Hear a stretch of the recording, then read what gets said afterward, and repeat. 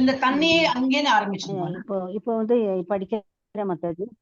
தண்ணியே இதுல இருந்து ஆரம்பிக்கும். பால் தண்ணீருங்க. எனவே மாமிசம் மீன் முட்டை என்பன போன்றவை. மூன்றாம் அத்தியாயம் படிக்கட்டுமாமா? தண்ணியே புக்ல படிக்கிறேன் மத்தாஜி. நான் பேசுறது கேக்குறதா உங்களுக்கு? ஹரே கிருஷ்ணா. எனக்கு கேக்குது மாதாஜி. ப்ராப்ளம். இங்க மார்க் பண்ணிருக்கேன் பாருங்க. மாதாஜி கேக்குது கேக்குது. அதான் இங்க மார்க் பண்ணிருக்கேன் பாருங்க. அங்க இருந்து படிங்க சொல்றேன். ஹரே கிருஷ்ணா. அந்த மார்க் பண்ணது ஹரே கிருஷ்ணா மாதாஜி. நான் புக்ல இருந்து படிக்கிறேன். அதான் அந்த புக்ல மாதாஜி புக்ல செகண்ட் பேராகிராஃப் மாதாஜி. அதான் செகண்ட் பேராகிராஃப். புக்ல செகண்ட் பேராகிராஃப். ஆமாங்க மாதாஜி. தன்னையே பரம அனுபவிப்பாளனாக. அதுவா? தன்னையே பரம அனுபவிப்பாளனாக ஆதி புருஷனாக எல்லா யாக படைப்புகளின் நோக்கமாக நிலைநாட்டிய பகவான் கிருஷ்ணர் எத்தகைய யாகம் தனக்கு அர்ப்பணிக்கப்பட வேண்டும் என்பது குறித்து தனது விருப்பத்தை இங்கு வெளிப்படுத்துகிறார். ஒருவன் பரமனின் பக்தி தொண்டில் ஈடுபட்டு தன்னை தூய்மைப்படுத்த விரும்பினால், பகவானுக்காக திவ்யமான அன்பு தொண்டு என்னும் வாழ்வின் குறிக்கோளை அடைய விரும்பினால், அவன் பகவான் தன்னிடமிருந்து என்ன விரும்புகிறார் என்பதை கண்டறிய வேண்டும். கிருஷ்ணரின் அன்பு செலுத்துபவன் அவர் எதை விரும்பினாலும் அதனை அளிப்பான். ஆனால் அவர் விரும்பாத கேட்காத பொருட்களை தவிர்ப்பான். எனவே மாமிசம் மீன் முட்டை என்பன போன்றவற்றை கிருஷ்ணருக்கு படைக்க கூடாது. அவர் அத்தகைய பொருட்களை விரும்பி இருந்தால் அவ்வாறு கூறியிருப்பார். மாறாக அவர் இலை பழம் பூ நீர் ஆகியவை கொடுக்கப்பட வேண்டும் என்று இங்கு தெளிவாக வேண்டுகோள் விடுக்கிறார். அவ்வாறு படைக்கப்படும் பொருள்களை நான் ஏற்றுக்கொள்கிறேன் என்று கிருஷ்ணர் கூறுகிறார். எனவே மாமிசம் மீன் முட்டை என்பன போன்றவற்றை கிருஷ்ணர் ஏற்க மாட்டார் என்பதை நாம் புரிந்து கொள்ள வேண்டியது அவசியம். காய்கறிகள் தானியங்கள் பழங்கள் பால் நீர் ஆகியவை மனிதனுக்கு தகுந்த உணவாகும். மேலும் கிருஷ்ணராலேயே பரிந்துரைக்கப்படுபவை. இவற்றை தவிர நாம் உண்ணக்கூடிய மற்ற எந்த பொருளையும் அவர் ஏற்க மாட்டார். மியூட் பண்ணுங்கம்மா. மியூட். எனவே இத்தகைய பொருட்களை அவருக்கு படைக்க முடியாது. மீறி அவற்றை நாம் அவருக்கு படைப்பதால் அன்புடன் கலந்த பக்தியில் தளத்தை நம்மால் அடைய முடியாது. 3ஆம் அத்தியாயம் 13வது ஸ்லோகத்தில் யாகத்தின் பிரசாதம் மட்டுமே தூய்மையானது என்றும், வாழ்வில் முன்னேற்றம் அடைய விரும்புவர்களுக்கு பௌதீக பந்தத்திலிருந்து முக்தி பெற விரும்புவர்களுக்கும் அதுவே ஏற்றது என்றும் ஸ்ரீகிருஷ்ணர் விளக்குகின்றார். அதே ஸ்லோகத்தில் தங்களது உணவுப் பொருட்களை படைக்காமல் உண்பவர்கள் பாவத்தையே உண்கிறார்கள் என்று கூறுகிறார். வேறு விதமாக கூறினால், அவர்கள் உண்ணும் ஒவ்வொரு கவளமும் ஜட இயற்கையின் சிக்கல்களில் அவர்களது ஈடுபாட்டினை மேலும் ஆழப்படுத்துகின்றது.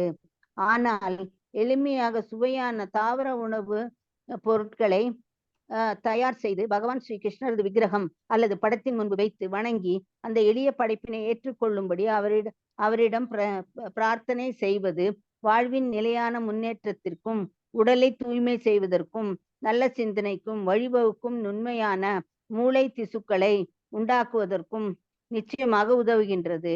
எல்லாவற்றிற்கும் மேலாக படைக்கப்படும் பொருள் அன்புடன் படைக்கப்பட வேண்டும்.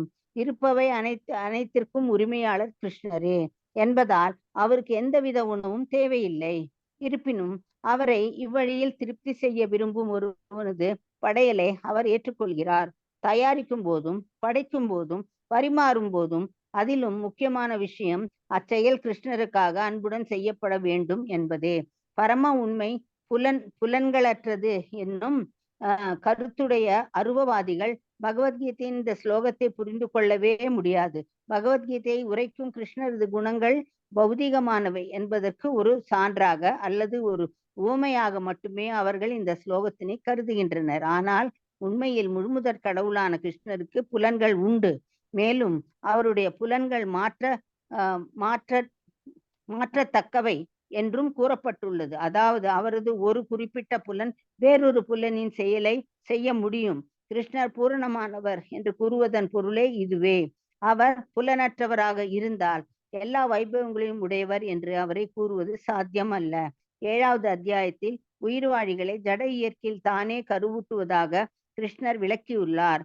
அவர் அச்செயலை ஜட இயற்கையின் மீது தனது பார்வையை செலுத்துவதன் மூலமாகவே நிறைவேற்றுகிறார். எனவே தற்போதைய விஷயத்தில் பக்தன் தனது அன்பான சொற்களுடன் உணவுப் பொருட்களை படைக்கும் போது கிருஷ்ணர் அச்சொற்களை கேட்கின்றார்.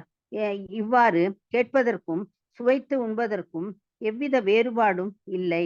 கிருஷ்ணர் பூரணமான நிலையில் இருப்பதால் அவரது கேட்கும் செயல் உண்ணுவதிலிருந்தும் சுவைப்பதிலிருந்தும் மாறுபட்டது அல்ல என்னும் இக்கருத்து வலியுறுத்தப்பட வேண்டும். கிருஷ்ணர் தன்னை எவ்வாறு விளக்குகின்றாரோ அதனை அப்படியே எவ்வித தவறான கருத்துரையும் இல்லாமல் ஏற்றுக்கொள்ளும் பக்தன் மட்டுமே பரம பூர்ண உண்மையினால் உணவை உட்கொண்டு அதனை அனுபவிக்க முடியும் என்பதை புரிந்து கொள்ள வேண்டும். ஹரே கிருஷ்ணா மாதாஜி. ஹரே கிருஷ்ணா மாதாஜி. இங்க ஒரு ரெக்கார்டு வேற போட்டிருக்கா, அவரோட பர்த்டே தோன்றது. அது ஒரு பெரிய ஒரு செலிப்ரேஷன். அதான் நம்ம இதுல டிஸ்டர்ப் ஆகுமான்னு நினைச்சேன். உங்களுக்கு கேட்கறதா ஏதாவது பாட்டெல்லாம் கேட்கறது பின்னாடி? ஒண்ணுமே கேட்கல. ஒண்ணுமே கேட்கல. இது வந்து பெரிய ஸ்லோகம் அண்ட் வெரி இம்பார்ட்டன்ட் ஸ்லோகம் இல்லையா? பத்திரம் புஷ்பம் பலம் டைம். இது வந்து என்னெல்லாம் பகவானுக்கு ஆஃபர் பண்ணலாம், பகவான் என்ன கேட்டார், சிம்பிள் ஃபுட் அது ஆஃபர் பண்ணலாம். அது இல்லாம பகவானுக்கு கொடுக்காம நம்ம என்ன சாப்பிட்டாலும் அது சாப்பிடுறது மாத்திரம் இல்ல, anything we take without offering God, அதெல்லாம் நமக்கு வந்து பாவத்தையும் உண்கிறோம் அப்படின்னு சொல்லிட்டு ஒரு ஸ்லோகத்தை வரும். அதான் இதுல கொடுத்துருக்கா. திரும்பி ஒரு வாட்டி படிச்சோம்னா, அன்புடனும் பக்தியுடனும் ஒருவன் எனக்கு ஒரு இலையோ ஒரு பூவோ தான் அந்த பத்திரம், இலை, புஷ்பம், புஷ்பம்னா பூ, பலம், ஃபல்னா ஃப்ரூட், தோயம்னா தண்ணி, இந்த மாதிரி 4 விதம் தான் கேட்டிருக்கிறவர். அதுவும் எப்படி பக்தியா பிரயச்சதி, பக்தியுடன் ஆஃபர் பண்ணுங்க. ததகம் பக்தி உபகிருத்தம், அது பக்தியோட கொடுத்தா நான் வந்து அதை அக்செப்ட் பண்ணிப்பேன் அப்படின்னு. சோ அன்புடனும் பக்தியுடனும் ஒருவன் எனக்கு ஒரு இலையோ ஒரு பூவோ ஒரு பழமோ நீரோ அளித்தால் அதனை நான் இருக்கின்றேன். ஆனா அடிப்படை என்னது? இது அன்புடன் அளிக்க வேண்டும். அப்ப கிருஷ்ண உணர்வில் ஈடுபடுவது புத்திசாலி மனிதனுக்கு அவசியமானதாகும். அவன் பகவானின் திவ்யமான அன்பு தொண்டில் ஈடுபடுவதன் மூலம் ஆனந்தமயமான நித்திய உலகில் நிரந்தர மகிழ்ச்சியை அடைய முடியும். அப்ப நம்மளோட என்னன்னா, ஸ்டார்டிங்ல இருந்து நம்ம இதெல்லாம் பண்ணிட்டு இருக்கோம்னா நம்ம ஆல்மோஸ்ட் அந்த லாஸ்ட் லெவல்ல யார் எப்படி பண்றாங்களோ அதே தான் நம்ம பண்ணிட்டு இருக்கோம். அப்போ அந்த ஒரு சீக்கிரமான பாதை இது. எப்படின்னாக்கா நம்ம போற இந்த பாதை வந்து it is going in elevator மாதிரி, லிஃப்ட்ல போற மாதிரி கிடுகிடுன்னு மேல போயிடலாம் நம்ம பகவானுடைய இலக்க. கஷ்டப்பட்டு இப்ப மாதாஜி சொன்னாப்புல, இந்த மாதாஜி சத்யபாமா மாதாஜி சொன்னப்ப ரொம்ப இந்த ஃபாஸ்டிங் இஸ் சோ ஈஸி அப்படிங்கிறாங்க. எல்லாமே ஈஸியா தான் தோணும். போக போக என்னன்னா சாண்டிங் ஈஸி, எல்லாமே ஈஸி. இப்ப நம்ம பாதையை ரொம்ப ஈஸி தான், அதுதான் கொடுத்த வைத்தியம் எளிமை. வியக்கத்தக்க பலனை அடைவதற்கான வழிமுறை மிகவும் எளிமையானதாகும். என்னது? எந்த தகுதியும் இல்லாமல் ஏழையாக விளங்குபவனும் இதனை பயிற்சி செய்ய முடியும். ஒண்ணும் இல்லையா, வீட்டுல ஒண்ணும் இல்ல, தண்ணியாவது வச்சு பகவானுக்கு ஆஃபர் பண்ணி அவன் வந்து பக்தி பண்ணணும். அவன் வீட்டுல ஒண்ணுமே இல்ல, ஒரு நேரம் தான் அவன் சாப்பிட்றான்னா அந்த சாப்பாடு ஏதோ சிம்பிள் சாப்பாடு கொடுத்துட்டு அவன் வந்து பக்தி பண்ணலாம். இந்த மாதிரி இதற்கு தேவையான ஒரு தகுதி பகவானின் தூய பக்தனாக இருக்க வேண்டும் என்பது ஒண்ணுமே இல்லை. சாரி, அது வேற தகுதியெல்லாம் ஒண்ணு இல்லை. ஒன்லி பகவானுக்கு தூய அன்பு புரியணும், அந்த மாதிரி ஒரு தொண்டு புரிய வேண்டும். அந்த ஒரு தகுதி இருந்தாலே போதும். ஒருவன் யார் என்பதோ அவனது நிலை என்ன என்பதோ பொருட்டல்ல. ஒரு இலையோ சற்று நீரோ பழமோ நேர்மையான அன்புடன் பரமபுருஷருக்கு படைக்கப்படும் போது அதனால் திருப்தியுற்று அவர் அதனை ஏற்றுக்கொள்கிறார். இந்த வழிமுறை இவ்வளவு எளிதானதாகும், அவ்வளவு எளிதானது. இவ்வாறாக இது அகிலம் முழுவதும் பொருந்தக்கூடியதாகும், எளிமையானதாகவும் இருப்பதால் கிருஷ்ண உணர்வு இருப்பதில் யாருக்கு எந்த தடையும் இருக்க முடியாது. ரொம்ப சிம்பிளா, இந்த ப்ராசஸ் இஸ் வெரி சிம்பிள். அதனால யார் வேணா ஈஸியா வந்து எடுத்துடலாம்.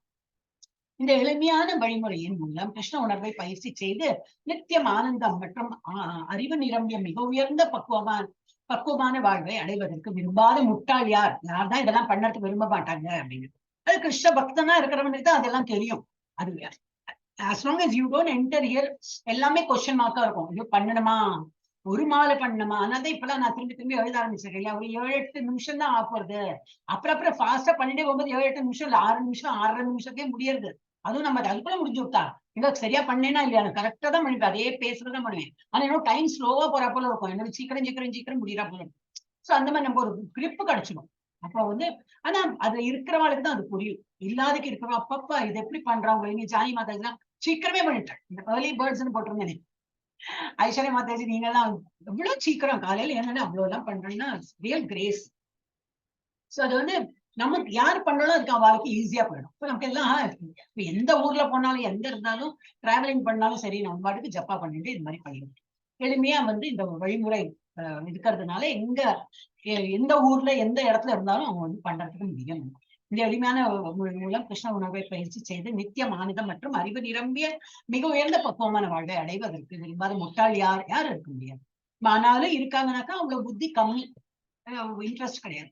கிருஷ்ணர் அன்பான சேவையை மட்டுமே விரும்புகிறார், வேற எதையும் அல்ல. அவர்கிட்டதான் எல்லாம் இருக்கேன், நம்ம கொடுத்ததும் அவருக்கு நிறையணுமா? அவர் என்ன பசிச்சுன்னு நம்ம வீட்டுல வந்திருக்காரு அப்படின்னு பிரபுபாதர் எழுதுறார். அவரை நம்ம பசிச்சுன்னு உங்க வீட்டுல வந்து சாப்பாடு போடணும்னு சொல்லிட்டு நிற்கிறாரே கிடையாது.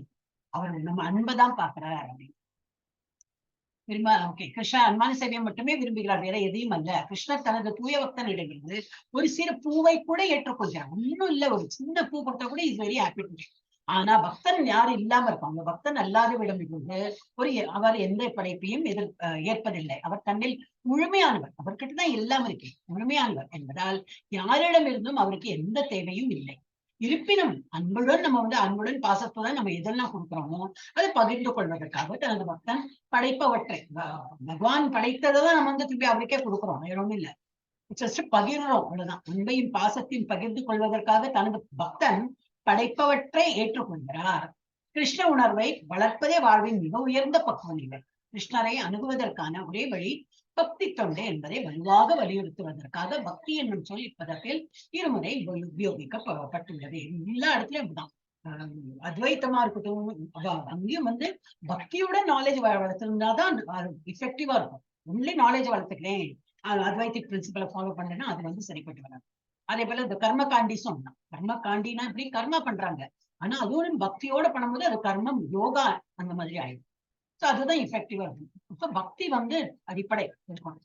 இப்போ பிராமணன், பண்டிதன், மிக பெரிய செல்வந்தன் அல்லது சிறந்த தத்துவவாதி போன்ற இதர நிலைகள் படைப்பவற்றை ஏற்கும்படி கிருஷ்ணரை தூண்ட முடியாது. ஒரு விஷயம் சொல்றாங்க. வலியுறுத்த பக்தி என்னும் சொல் இப்பதத்தில் இருமுறை உபயோகப்பட்டது. அப்புறம் பிராமணன், பண்டிதன், மிகப்பெரிய செல்வந்தன் அல்லது சிறந்த தத்துவவாதி போன்ற இதர நிலைகள் படைப்பவற்றை ஏற்கும்படி கிருஷ்ணரை தூண்ட முடியாது. நான் பெரிய ஒரு ஆளு, நான் பெரிய தத்துவவாதி, நான் பெரிய செல்வந்தன், அப்ப நான் கொடுக்கறத ஏற்றுக்கோன்னு அப்படியெல்லாம் பகவான் ஏற்றுக்க மாட்டார். பக்தி இருந்தா ஏழையா இருந்தாலும் சரி, செல்வந்தானா இருக்கட்டும், நீ பக்தியோட கொடுக்கறேன்னா தான் ஏற்றுப்பாரு. அந்த மாதிரி அவன் போர்ஸ் எல்லாம் பண்ணி பகவானை தூண்ட முடியாது. பக்தி என்னும் அடிப்படை கொள்கை இல்லாவிடன் யாராக இருந்தாலும் எந்த பொருளாக இருந்தாலும் அதனை ஏற்கும்படி பகவானை தூண்ட முடியாது. பக்தி ஒருபோதும் காரணத்தை உடையதல்ல. ஒரு காரணம் பக்தி நான் இங்க கொடுக்கிறேன் அந்த காரணத்தினால பக்தி இல்லவே இல்லை. பக்தி should come from within. வழிமுறை நித்தியமானது. இது பூர்ணத்தின் தொண்டில் செய்யப்படும் நேரடி செயலாகும். அவர் தன்னையே பரம அனுபவிப்பாளனாக ஆதிபுருஷனாக எல்லா யாக படைப்புகளின் நோக்கமாக நிலைநாட்டிய பகவான் கிருஷ்ணர் எத்தகைய யாகம் தனக்கு அர்ப்பணிக்கப்பட வேண்டும் என்பது குறித்து தனது விருப்பத்தை இங்கு வெளிப்படுத்துகிறார். என்னெல்லாம் நீங்க எனக்கு வேண்டி பண்ணலாம் அப்படின்னு சொல்லிட்டு அவர் இது பண்றார், கிளியர் கட் பண்ணிடுறார்.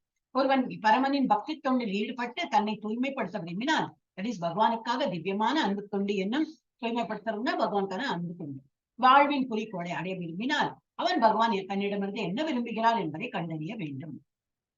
பகவான் தன்னிடமிருந்து என்ன விரும்புகிறார் என்பதை ஒரு நிமிஷம் கண்டிஷன். இந்த சத்தம் எனக்கு ரொம்ப கஷ்டமா இருக்கு, உங்களுக்கு எல்லாம் கேட்கலன்னா ரொம்ப லக்கி தான். தன்னையே பரம அனுபவிப்பாளனாக ஆதிபுருஷனாக எல்லா யாக படைப்புகளின் நோக்கமாக நிலைநாட்டிய பகவான் கிருஷ்ணர் எத்தகைய யாகம் தனக்கு அர்ப்பணிக்கப்பட வேண்டும் என்பது குறித்து தனது விருப்பத்தை இங்கு வெளிப்படுத்துகிறார். அதான் அந்த 3 பத்திரம் புஷ்பம் பலம் தோயம், நீங்க அது கொடுத்தா போறோம், ஆனா பக்தியுடன் கொடுங்க அப்படின்னா அவர் பகவான் சொல்றார். ஒருவன் பரமனின் பக்தி தொண்டில் ஈடுபட்டு தன்னை தூய்மைப்படுத்த விரும்பினால், பகவானுக்காக திவ்யமான அன்பு தொண்டு என்னும் அந்த மாதிரி ஒரு தூய்மைப்படுத்த விரும்பினால், வாழ்வின் குறிக்கோளை அடைய விரும்பினால், அதுதான் என்னோட வாழ்வின் குறிக்கோள் என்னது, பகவானை திருப்திப்படுத்தணும். நான் என்ன பண்ணாலும் I'm not bothered about யார் என்ன சொல்றாங்க, எனக்கு பகவானை திருப்திப்படுத்தணும். அந்த ஒரு இதுல நமக்கு தெரிய வரும். ஒரு ஸ்டேஜ்ல நமக்கு தெரிய ஆரம்பிக்கணும், ஓ எல்லாமே பாசிட்டிவா நடக்கிறது நம்ம லைஃப்ல, தட் மீன்ஸ் வெரி ஹாப்பி அப்படின்னு சொல்லிட்டு நமக்கே ஒரு அறிகுறிகள் தெரியும். அவன் பகவான் தன்னிடமிருந்து என்ன விரும்புகிறார் என்பதை கண்டறிய வேண்டும். கிருஷ்ணரிடம் அன்பு செலுத்துபவன் அவர் எதை விரும்பினாலும் அதனை அளிப்பார். ஆனால் அவர் விரும்பாத கேட்காத பொருள்களை தவிர்ப்பார். அவர் என்ன இதெல்லாம் கேட்கவே இல்லையே, எனவே மாமிசம், மீன், முட்டை போன்றவற்றை கிருஷ்ணருக்கு படைக்க கூடாது. அவர் அத்தகைய பொருட்களை விரும்பியிருந்தால் அதையும் கேட்டிருப்பார், அவ்வாறு கூறியிருப்பார். மாறாக அவர் இலை, பழம், பூ, நீர் ஆகியவற்றை கொடுக்கப்பட வேண்டும் என்று இங்கே தெளிவாக வேண்டுகோள் விடுவிக்கிறார். அவ்வாறு படைக்கப்படும் பொருள்களை நான் ஏற்றுக்கொள்கிறேன் என்று கிருஷ்ணர் கூறுகிறார். பக்தியுடன் கொடுங்க, நான் ஏத்துக்கிறேன் அந்த மாதிரி சொல்றாரு. எனவே மாமிசம், மீன், முட்டை போன்றவற்றை கிருஷ்ணர் ஏற்க மாட்டார் என்பதை நாம் புரிந்து கொள்ள வேண்டியது அவசியம்.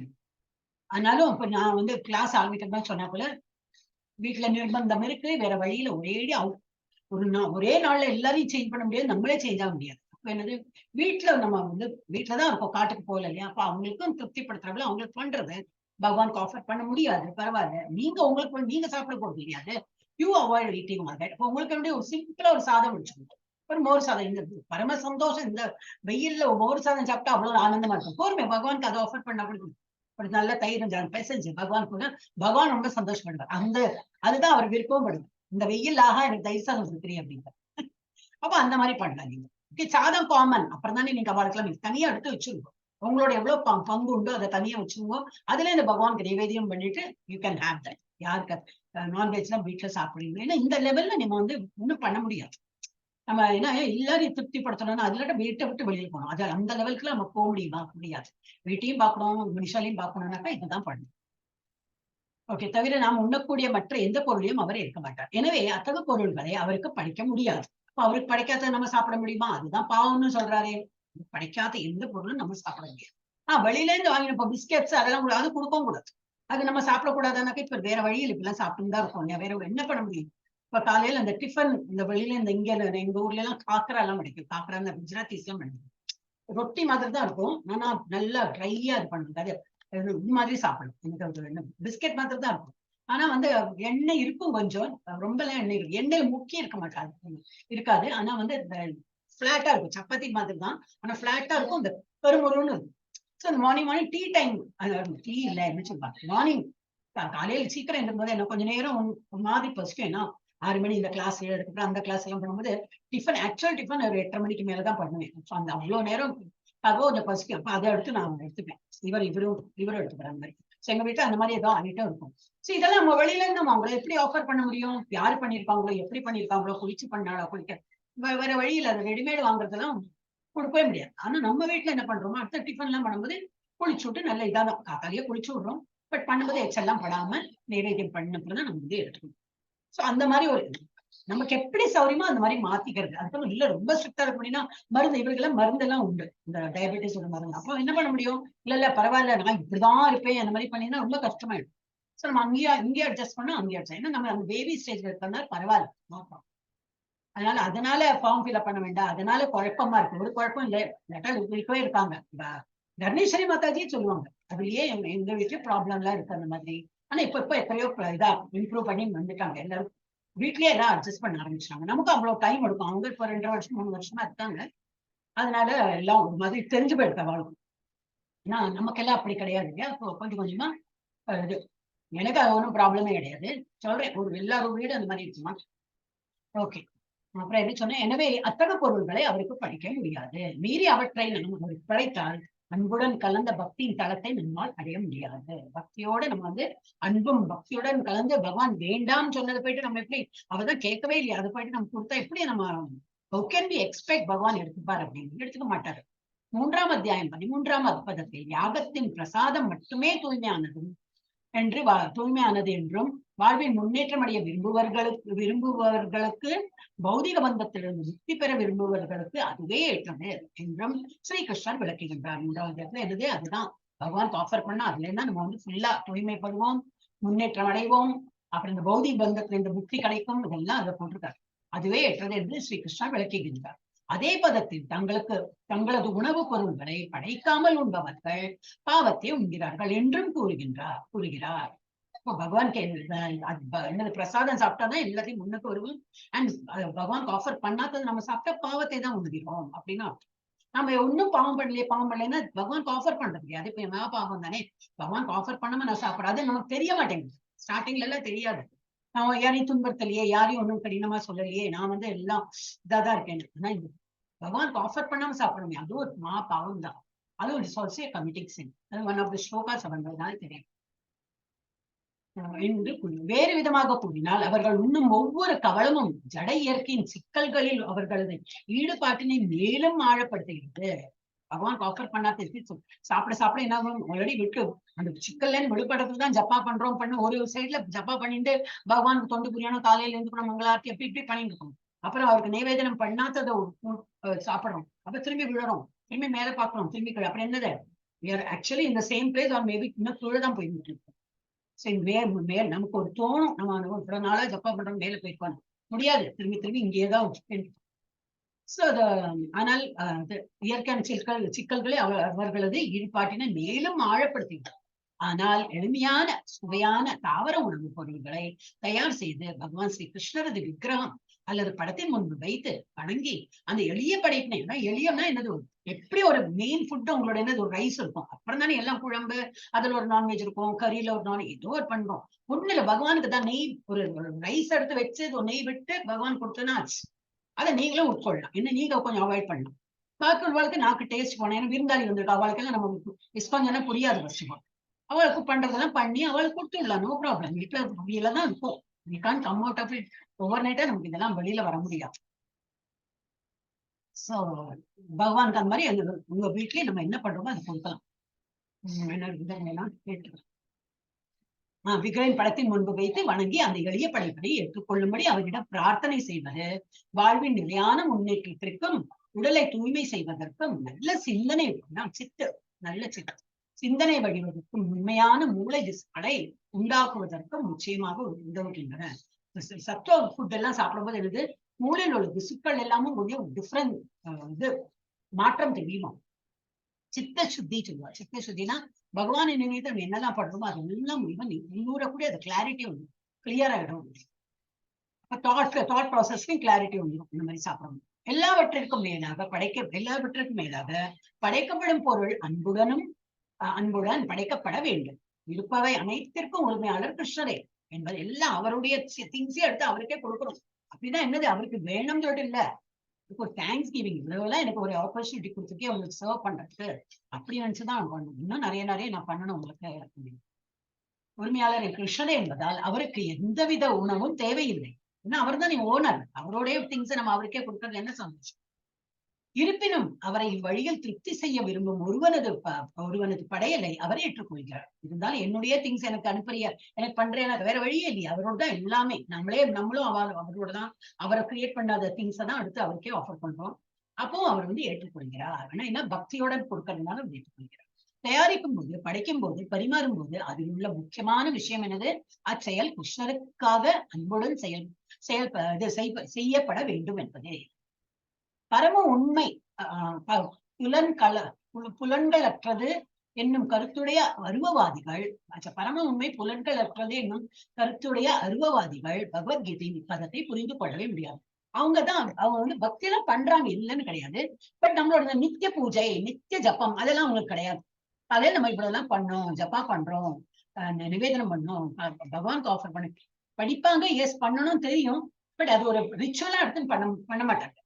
ஏன்னா அவங்க அருவவாதிகள். உருவம் வச்சுனாதான் நமக்கு பகவானுக்கு ஒரு உருவமா பார்க்கும்போது நமக்கு தெரியும், ஓ அவருக்கும் பசிக்குமே, ஓ அவருக்கும் உடை உடுத்தணுமே, ஓ அவருக்கு எல்லாம் நிவேதனம்லாம் அந்த இது ஊதுபத்தி அகர்பத்தி இதெல்லாம் காட்டி அவருக்கு சீராட்டம் அந்த மாதிரி எல்லாம் பண்ணணும் தோணுது.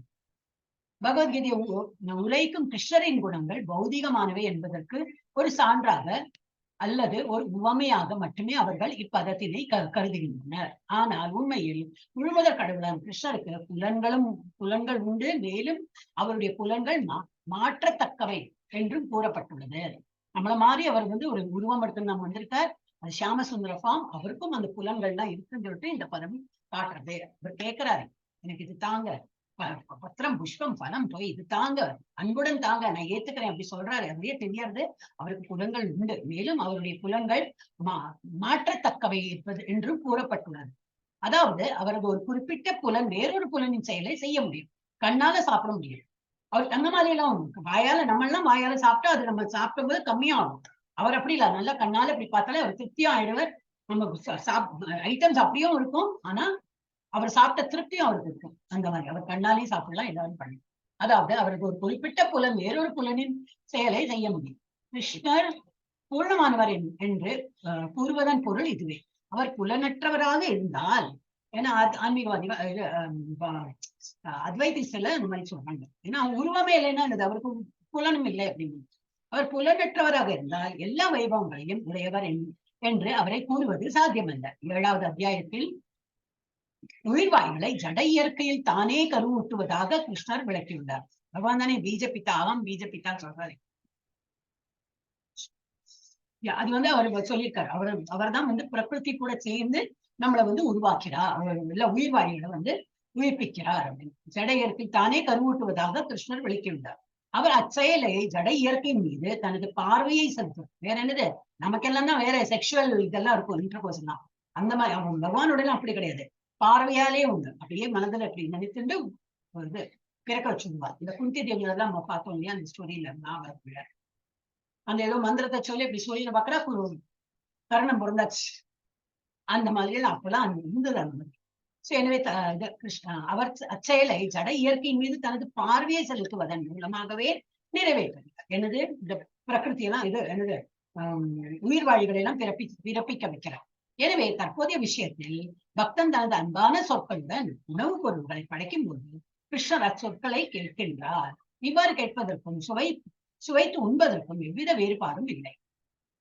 கிருஷ்ணர் பூர்ணமான நிலையில் இருப்பதால் அவரது கேட்கும் செயல் உண்ணுவதிலிருந்தும் சுவைப்பதிலிருந்தும் மாறுபட்டதல்ல. அவர் கேட்டாலும் சாப்பிட்டா போதுதான். அவர் திருப்திப்படுறாருன்னா நம்மளுக்கு எல்லாம் கிடைத்து விட்டது. நம்ம கிட்ட நம்ம அவரை குறித்து இப்ப நல்லா பஜனை பண்றோம், எல்லாம் பண்றோம்னா அவர் ஒரு ஸ்மைல் கொடுத்தா போதும். That means totally happy. எல்லாமே நம்ம அவர் கொடுத்துட்டா அவர் சந்தோஷம். அவரை சந்தோஷிப்பிக்கிறதுக்கு தான் நம்ம இதெல்லாம் பண்றோம். சோ அந்த மாதிரி உண்ணுவதிலிருந்தும் சுவைப்பதிலிருந்தும் மாறுபட்டதல்ல. இன்னும் இக்கருத்து வலியுறுத்தப்பட வேண்டும். கிருஷ்ணர் தன்னை எவ்வாறு விளக்குகின்றாரோ அதனை அப்படியே எவ்வித தவறான கருத்துரையும் இல்லாமல் ஏற்றுக்கொள்ளும் பக்தன், அந்த மாதிரி பக்தன் மட்டுமே பரமபூர்ண உண்மையினால் உணவை உட்கொண்டு அதனை அனுபவிக்க முடியும் என்பதை புரிந்து கொள்ள முடியும். பிக் பர்ஃபெக்ட். ஆனா ரொம்ப இம்பார்ட்டன்ட் ஸ்லோகா. எஸ், ஜெயந்தி மாதாஜி படிக்கிறா? கீதா மாதாஜி படிக்கிறோம். மாதாஜி ஜெயந்தி மாதாஜிக்கு அப்புறம் கீதா மாதாஜி படிக்கணும். மறந்து போயிட்டோம் உங்களோட. படிங்க ஜெயந்தி. ஹரே கிருஷ்ண மாதாஜி. ஹரே கிருஷ்ண. யத் கரோஷி யத் அஷ்னாசி யத் ஜியோகோசி ததாசி யத் தபஸ்யசி கௌந்தேய தத் குருஷ்வ ததர்ப்பணம். எதையெல்லாம் கரோஷி செய்கின்றாயோ, மத் எதையெல்லாம், அஷ்னாசி உண்கிறாயோ, எதையெல்லாம், ஜிகோசி படைக்கின்றாயோ, ததாசி கொடுக்கின்றாயோ, எதையெல்லாம், எந்த, தபஸ்யசி தவங்களை செய்கின்றாயோ, கௌந்தேய குந்தியின் மகனே, தத் அதை, குருஷ்வ செய், மத் எனக்கு, அர்ப்பணமாக. மொழிபெயர்ப்பு. குந்தியின் மகனே, எதையெல்லாம் நீ செய்கின்றாயோ, எதையெல்லாம் நீ உண்கின்றாயோ, எதையெல்லாம் நீ படைக்கின்றாயோ, எதையெல்லாம் நீ கொடுக்கின்றாயோ, எந்த தவங்களையெல்லாம் நீ செய்கின்றாயோ அதனை எனக்கு அர்ப்பணமாக செய்வாயாக. பொருளுரை. இவ்வாறாக எந்த சூழ்நிலையிலும் கிருஷ்ணரை மறக்காதவாறு தமது வாழ்வை வடிவமைத்துக் கொள்வது ஒவ்வொருவரின் கடமையாகும். உடலையும் ஆத்மாவையும் பாதுகாப்பதற்காக அனைவரும் வேலை செய்தாக வேண்டும். கிருஷ்ணர் அவருக்காக வேலை செய்ய வேண்டும் என்று இங்கே பரிந்துரைக்கின்றார். வாழ்வதற்காக ஒவ்வொருவரும் ஏதேனும் உண்ண வேண்டும். அவன் கிருஷ்ணருக்கு படைக்கப்பட்ட பிரசாதத்தை ஏற்றுக்கொள்ளலாம். நாகரிகமுடைய எந்த மனிதனும் சில மத சடங்குகளை செய்ய வேண்டும். எனவே அதனை எனக்காக செய்வாயாக என்று கிருஷ்ணர் பரிந்துரைக்கிறார். இதுவே அர்ச்சனை என்று அறியப்படுகிறது. எதையாவது தானம் செய்யும் இயல்பு அனைவரிடமும் உள்ளது. அதை எனக்கு கொடு என்று கிருஷ்ணர் இங்கே கூறுகிறார். அதாவது தேவைக்கு மேல் இருக்கும் செல்வம் முழுவதும் கிருஷ்ண பக்தி இயக்கத்தை பரப்புவதற்காக உபயோகப்படுத்த வேண்டும். தற்காலத்தில் மக்கள் தியான யோகத்தை மிகவும் விரும்புகின்றனர். ஆனால் அஃது இந்த யுகத்திற்கு ஒத்து வராததாகும். மாறாக யாரேனும் 24 மணி நேரமும் தனது ஜபமாலையின் ஹரே கிருஷ்ணா மந்திரத்தை ஜபம் செய்வதன் மூலம் தியானத்தை பயிற்சி செய்தால் பகவத்கீதையின் 6ஆம் அத்தியாயத்தில் உறுதி செய்யப்பட்டபடி அவன் நிச்சயமாக மிகச் சிறந்த யோகி ஆவான். ஹரே கிருஷ்ண மாதாஜி. ஹரே கிருஷ்ணா. சோ இதுல என்னது யஜ்ஜுகோஷி, அது இது அதை விட அதான் சொன்னேன் இல்லையா, சாப்பாடு மாத்திரம் இல்லை, எதெல்லாம் கொடுக்குறோமோ, எதெல்லாம் பண்றோமோ, இதெல்லாம் உழுக்குறோமோ, நம்ம லைஃப்ல பார்த்தோன்னா என்னெல்லாம் நம்ம பண்றோம் இல்லையா, இதெல்லாம் எவ்வளவு எல்லாம் திங்ஸ் வாங்குறோம், சாப்பிடுறது மாத்திரம் பகவானுக்கு ஆஃபர் பண்ண சொல்லலை, எல்லாம் எனக்கு அர்ப்பணம் பண்ணு அப்படின்னு சொல்லிட்டு இந்த ஸ்லோகம் அதை விட இம்பார்ட்டன்ட். குந்தின் மகனை எதையெல்லாம் நீ செய்கின்றாயோ, என்னெல்லாம் நீ ஆக்டிவிட்டி பண்றியோ, எதையெல்லாம் நீ உண்கிறாயோ, அது முன்னாடியே சொல்லியாச்சு உண்கிறத பத்தி. இதனால இதுலயும் சொல்றேன், எதையெல்லாம் நீ படைக்கின்றாயோ, எதையெல்லாம் நீ கொடுக்கின்றாயோ, எந்த தவங்களை எல்லாம் நீ செய்யணும். இப்ப ஒரு தவம்னா இப்ப நம்ம கிளாஸ் அட்டன் பண்ணது இட்ஸ் லைக் தவம் தானே, அந்த டைம்ல வரணும், எல்லாத்தையும் விட்டுட்டு தானே வரும் இல்லையா. எத்தனையோ தரம் மெனி ஆக்டிவிட்டிஸ் நம்ம பண்ணிட்டு இருக்கோம், எல்லாத்தையும் விட்டு இந்த தபஸ் பண்றா போல நம்ம வந்து கிளாஸ் எல்லாம் அட்டன் பண்றோம்னா அதையும் பகவானுக்கு ஒரு அர்ப்பணமா தான் நம்ம பண்றோம். இதெல்லாம் பண்றேன் பகவான், இதோட என்ன பலன் உண்டோ எல்லாம் உங்களுக்கு தான் அர்ப்பணம் அப்படின்னு. சரி, நீ எதெல்லாம் நீ செய்கின்றையோ அதை நீ எனக்கு அர்ப்பணமாக செய்வாயாக அப்படின்னா இவ்வாறாக எந்த சூழ்நிலையிலும் கிருஷ்ணரை மறக்காதவாறு, that means always constantly remembering God, அதுதான் மீனா. தமது வாழ்வை வடிவமைத்துக் கொள்வது ஒருவரின் கடமையாகும். உடலையும் ஆத்மாவையும் பாதுகாப்பதற்காக அனைவரும் வேலை செய்தாக வேண்டும். கிருஷ்ணர் அவருக்காக வேலை செய்ய வேண்டும் என்று இங்கே பரிந்துரைக்கிறார். கிருஷ்ணர் அவருக்காக வேலை செய்ய வேண்டும், பகவானுக்காக அவர் வந்து வேலை செய்யணும். நம்ம எது பண்ணினாலும் நான் உங்களை திருப்திப்படுத்துறதுக்கு தான் பண்றேன், அந்த ஒரு எண்ணத்துல பண்ணணும். இதோட என்ன அவுட்கம் என்னது, what is the result, net result, அது எனக்கு தெரியாது. நான் பகவானுக்கு வேண்டி பண்றேன், அது என்ன பகவான் வந்து அதை பார்த்து எனக்கு கொடுத்துப்பார், அது ஏதாவது பலன் இருக்குன்னா அவர் எனக்கு கொடுப்பார் அப்படின்னு சொல்லிட்டு பகவானுக்கு வேண்டி எல்லாமே செய்யணும். வாழ்வதற்காக ஒவ்வொருவரும் ஏதேனும் உண்ண வேண்டும். அவன் கிருஷ்ணருக்கு படைக்கப்பட்ட பிரசாதத்தை ஏற்றுக்கொள்ளலாம். நாகரீகமுடைய எந்த மனிதனும் சில மத சடங்குகளை செய்ய வேண்டும். எனவே அதனை எனக்காக செய்வாயாக. பகவான் உன்னோட திருப்திக்கு நான் பண்றேன். ஜப்பம் பண்றதா இருக்கட்டும், யாகம் பண்றதா, யஜ்ஞம் என்னெல்லாம் ஒரு வேற ஏதாவது ஸ்லோகம்லாம் சொல்றோம், இதுவும் பகவான் திருப்திப்படுத்தட்டும், நம்ம பகவான் திருப்திப்படுத்ததான் செய்யணும், இந்த மாதிரி நினைக்கிறேன். அதனை எனக்காக செய்வாயாக என்று கிருஷ்ணர் பரிந்துரைக்கிறார். இதுவே அர்ச்சனை என்று அழைக்கப்படுகிறது. எதையாவது தானம் செய்யும் இயல்பு அவனிடமிருந்து அனைவரிடமும் உள்ளது.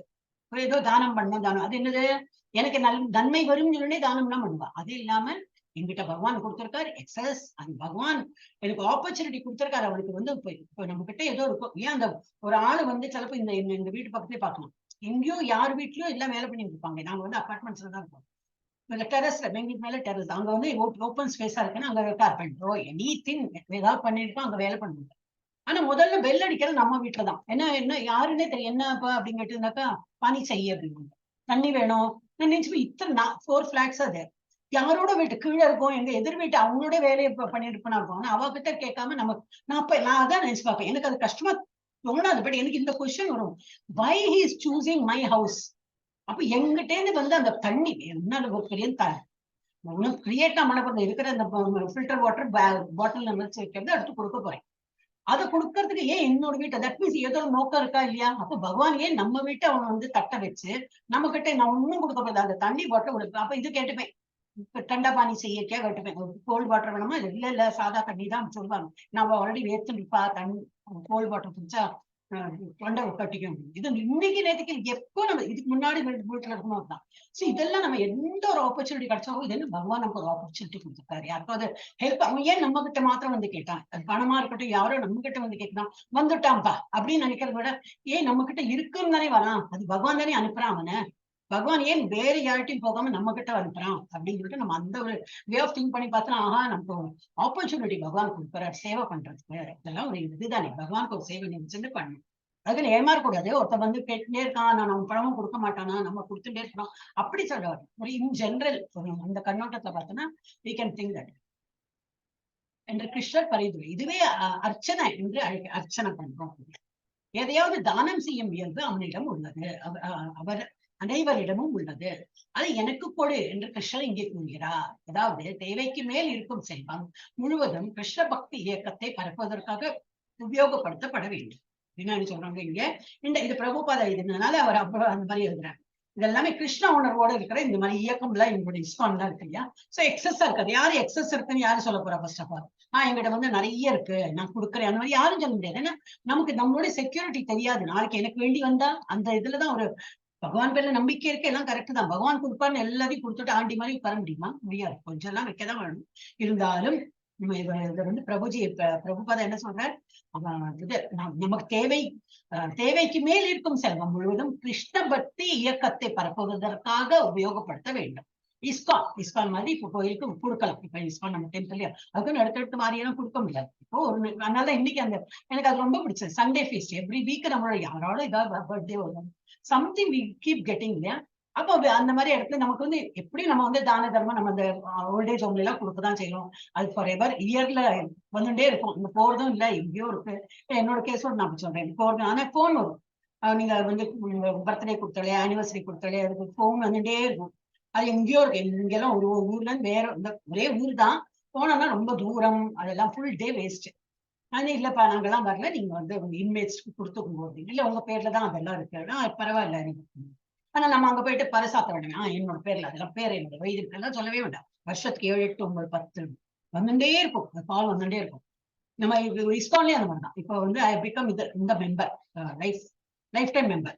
இப்போ ஆக்சுவலி நம்ம கோயில் எல்லாம் என்னன்னாக்கா இது பண்ணுவா, நட்சத்திரம் போதுதான் நம்ம அர்ச்சனை எல்லாம் பண்ணுவோம். இங்க அப்படி இல்லை, டேட் ஆஃப் பர்த் தான் பார்ப்பாங்க. அப்போ கரெக்டா என்னோட டேட் ஆஃப் பர்த் வந்து எனக்கு நினைவே இல்லை. போன வருஷம்லாம் நினைவே இருக்கல, அதுக்கு முன்னாடி வருஷம் தான் ஜாயின் பண்ணேன். அப்போ கால் வந்தது, இது எதுக்கு நம்பர்னே, வெறும் நம்பர் தான். எனக்கு தெரியவே தெரியாது கோயில்ல யாரோட அந்த ஆபீஸ் வேற நம்பர்லாம் தெரியாது. ஆமே பாத் கர்த்தா ஹூம் இஸ்கான் மங்களூர். இது என்ன இன்னைக்கு உங்களோட பர்த்டே இல்லையா, இங்க அர்ச்சனை பண்ணிட்டு இருக்கோம், உங்களோட கோத்திரம் எல்லாம் சொல்லுங்க, எல்லாம் ஃபார்ம் ஃபில்அப் பண்ணிருக்கோம், இருந்தாலும் நீங்க ஆன்லைன்ல இருங்க, உங்களுக்கு கேட்கறா போல நாங்க எல்லாம் ஜப்பா பண்றோம் அப்படி எல்லாம் சொன்னாங்க. கோத்திரம் எல்லாம் இதுதானே அதுதானே எல்லாம் கேட்டாங்க. ஆமா கோத்திரம் இதுதான், நட்சத்திரம் இதுதான், எல்லாம் எடுத்துக்கிறாவா. நம்ம கோயில்ல பண்ற போல எல்லாம் பண்றா, கொஞ்சம் டிஃப்ரெண்டா இருக்கும். ஆனா அந்த டே என்னது, அந்த நட்சத்திரம் இன்னைக்கு இருக்கோ அது பண்றது இல்லை, டேட் ஆஃப் பர்த் அன்னைக்கு பண்றது. சோ இது அப்ப ஆல்ரெடி அதை போயிட்டு இருக்கு. சோ இந்த மாதிரி நிறைய திங்ஸ் எல்லாம் நம்ம பண்ணலாம். நம்ம கோயில் எல்லாம் கொடுக்கலாம். இங்க அதுதான் கொடுக்குறேன். கிருஷ்ண இயக்கத்திற்காக, கிருஷ்ண இயக்கத்தை பரப்புவதற்காக உபயோகப்படுத்த வேண்டும். அது எல்லாருக்கும் பண்ணலாம், இந்த கோயில் மாதிரி எடுத்து கொடுக்கலாம். வேற அந்த ஸ்ட்ரீட்ல இருக்கிற அந்த இவாளுக்கெல்லாம் வாங்கி கொடுத்து எல்லாம் பண்றதை விட நல்ல இடத்துல நம்ம தானம் கொடுக்கலாம். தற்காலத்தில் மக்கள் தியான யோகத்தை மிகவும் விரும்புகின்றனர். ஆனால் அது இந்த யுகத்திற்கு ஒத்து வராதது. அப்ப தியானம் பண்ணணும்னு உட்காந்து அப்பதான் இந்த மாதிரி யாரோ வீட்டுல பர்த்டே, அதுக்கு வெளியில ஃபுல் பில்டிங் வந்து, நான் இப்போ நீங்க படிக்கும்போது அதான் நினைச்சு பாத்தீங்க, சண்டே இருக்கு ஓகே, மோஸ்ட்லி ஐடி பீப்புள் எல்லாம் வீட்டுல உட்காந்து வேலை பண்றாங்க. எவ்வளவு மீட்டிங் இருக்கும், அந்த மீட்டிங் எல்லாம் யூஎஸ்ல இருந்து கால் எல்லாம் வரும், இங்க தராம் குடாம் எல்லாம் சத்தம் எப்படி இருக்கும், அவள் கேட்கறதுக்கு இதா இருக்கும். ஏன்னா அங்கெல்லாம் ஃபெஸ்டிவலே இருக்காது, ஒரு கிறிஸ்துமஸ் மாத்திரம் தான் இருக்கும், அது எட்டா இருக்கும், மேற்கு தாம் தூம் தான் கிடையவே கிடையாது. என்ன இவ்வளவு சத்தம் வருதுன்னு நினைக்க மாட்டான். சோ எவ்வளவு மோசமா இருக்கும் இல்லையா. நம்ம இப்ப நான் இப்போ என்ன பெங்களூர் இப்ப கூட எப்படி சொன்னேன், நீங்க இந்த மாடு எடுத்துன்னு அது எங்கேயோ கேட்டுல நின்னுட்டு அவங்க ஊதுறாங்க பாடுறாங்க எல்லாம் இருக்கு, எங்கேயோ இருக்கு கேட்டு இருந்தாலும் கிளியரா கேட்கறது இவ்வளவு கஷ்டமா இருக்கு. இல்லம்மா எல்லாம் சொல்லி பார்த்தாச்சு, அவங்க எல்லாருமே ஐடி பீப்புள் தான், ஆனாலும் அவ எப்படி ரொம்ப அவ ஸ்ட்ரீட்ல தானே இருக்கிறான், நம்ம வீட்டுல வரலையே, எவ்வளவுதான் கண்ட்ரோல் பண்ண முடியும் இல்லையா அப்படி இல்லைன்னா. சோ இதான் இப்ப நிறுத்திருக்கா. எனக்கு இது ரொம்ப இருக்கு. யாரோட வீட்டு பர்த்டே உங்க வீட்டுக்குள்ள பண்ணலாம் இல்லையா, வெளியில எல்லாருக்கும் காட்டுறா போல, இதெல்லாம் தான் தம்பட்டம், பிரச்சோபனம் ஜாஸ்தி, பணத்தை செலவழிக்கிறோம். பாருங்க எங்க வீட்டு குழந்தைக்கு பர்த்டே, குழந்தையோ பெரியவனோ யாரும் தெரியாது, இந்த ஜன்னெல்லாம் மூடிட்டு ரொம்ப சத்தம் கிட்டணும். இதெல்லாம் தான் ரஜோகுணம், கஷ்டமும் படுத்தி அந்த மாதிரி பண்றாங்க. அப்புறம் இது என்னது தியானம், இதெல்லாம் ஒத்து வராது. எவ்வளவு சத்தம், எப்படிதான் பண்ண முடியும். இப்போ அந்த மாதா சொன்னாப்ல வீட்டுல அந்த மாதிரி எல்லாம் இருக்கும்போது நான் மெடிடேஷன் உட்கார்றேன்னாக்கா அப்பதான் நிறைய பேர் எல்லாம் பேசுவா, நம்மளை கூப்பிட்டுட்டே இருப்பான், வரியான்னு கூப்பிட்டு இருப்பான். அதெல்லாம் முடியாது இந்த காலத்துக்கெல்லாம், அது ஒத்து வராது. மாறாக யாரேனும் 24 மணி நேரமும் தனது ஜபமாலையில் ஹரே கிருஷ்ணா மந்திரத்தை ஜபம் செய்வதன் மூலம் தியானத்தை பயிற்சி செய்வதால் பகவத்கீதையின் 6ஆம் அத்தியாயத்தில் உறுதி செய்யப்பட்டுள்ளபடி அவர் நிச்சயமாக மிக சிறந்த யோகியாவார். மாலையை வச்சு ஜபம் பண்ணுமா தாராளமா, எவ்வளவு நிமிஷம், ஒரு 6 நிமிஷம் 7 நிமிஷம் சேர்ந்து உட்காரணுமா, எஸ் அது பண்ணலாம். திரும்பி கொஞ்சம் பிரேக் பண்ணா எடுத்துக்கலாம். யாரோ கூப்பிடுறாங்க, ஓகே நம்ம ஜப்பா முடிச்சுட்டா, என்ன கூப்பிட்டியே அப்படின்னு சொல்லிட்டு வேணா போகலாம். அது நம்மளால பண்ண முடியுமே தவிர ஃபுல்லா தியானம் பண்ணி வீட்டை விட்டு துறந்து அதெல்லாம் போறது இந்த காலத்துல அது பொருந்தாது. அது நம்மள மாதிரி வீட்டுல இருக்கிற கிரகஸ்தாவுக்கு அது சரிப்பட்டு வராது. பகவத்கீதையின் 6ஆம் அத்தியாயத்தில் உறுதி செய்யப்பட்டுள்ள அவன் நிச்சயமாக அப்ப இந்த காலத்துக்கு சிறந்த யோகி யாரு, சிம்பிளா வீட்டுல உட்காந்துட்டு ஜப்பா பண்றதுதான் சிறந்த யோகி. எஸ் கீதா மாதாஜி படிச்சு விடுறா, உங்க டேர்ன் மிஸ் ஆயிடுச்சு. நான் ஜானி மாதாஜி சொல்லிட்டேன். கீதா மாதாஜி இருக்கேளா? படிக்கிற மாதாஜி, படிக்கிற மாதாஜி. 28 மாதாஜி. சுபா சுபா பலைர் ஏவம் மோக்ஷசே கர்ம பந்தனஹி சந்நியாச யோக யுக்தாத்மா விமுக்தோ மாம் உபைஷ்யசி. சுபா நல்ல, அசுப தீய,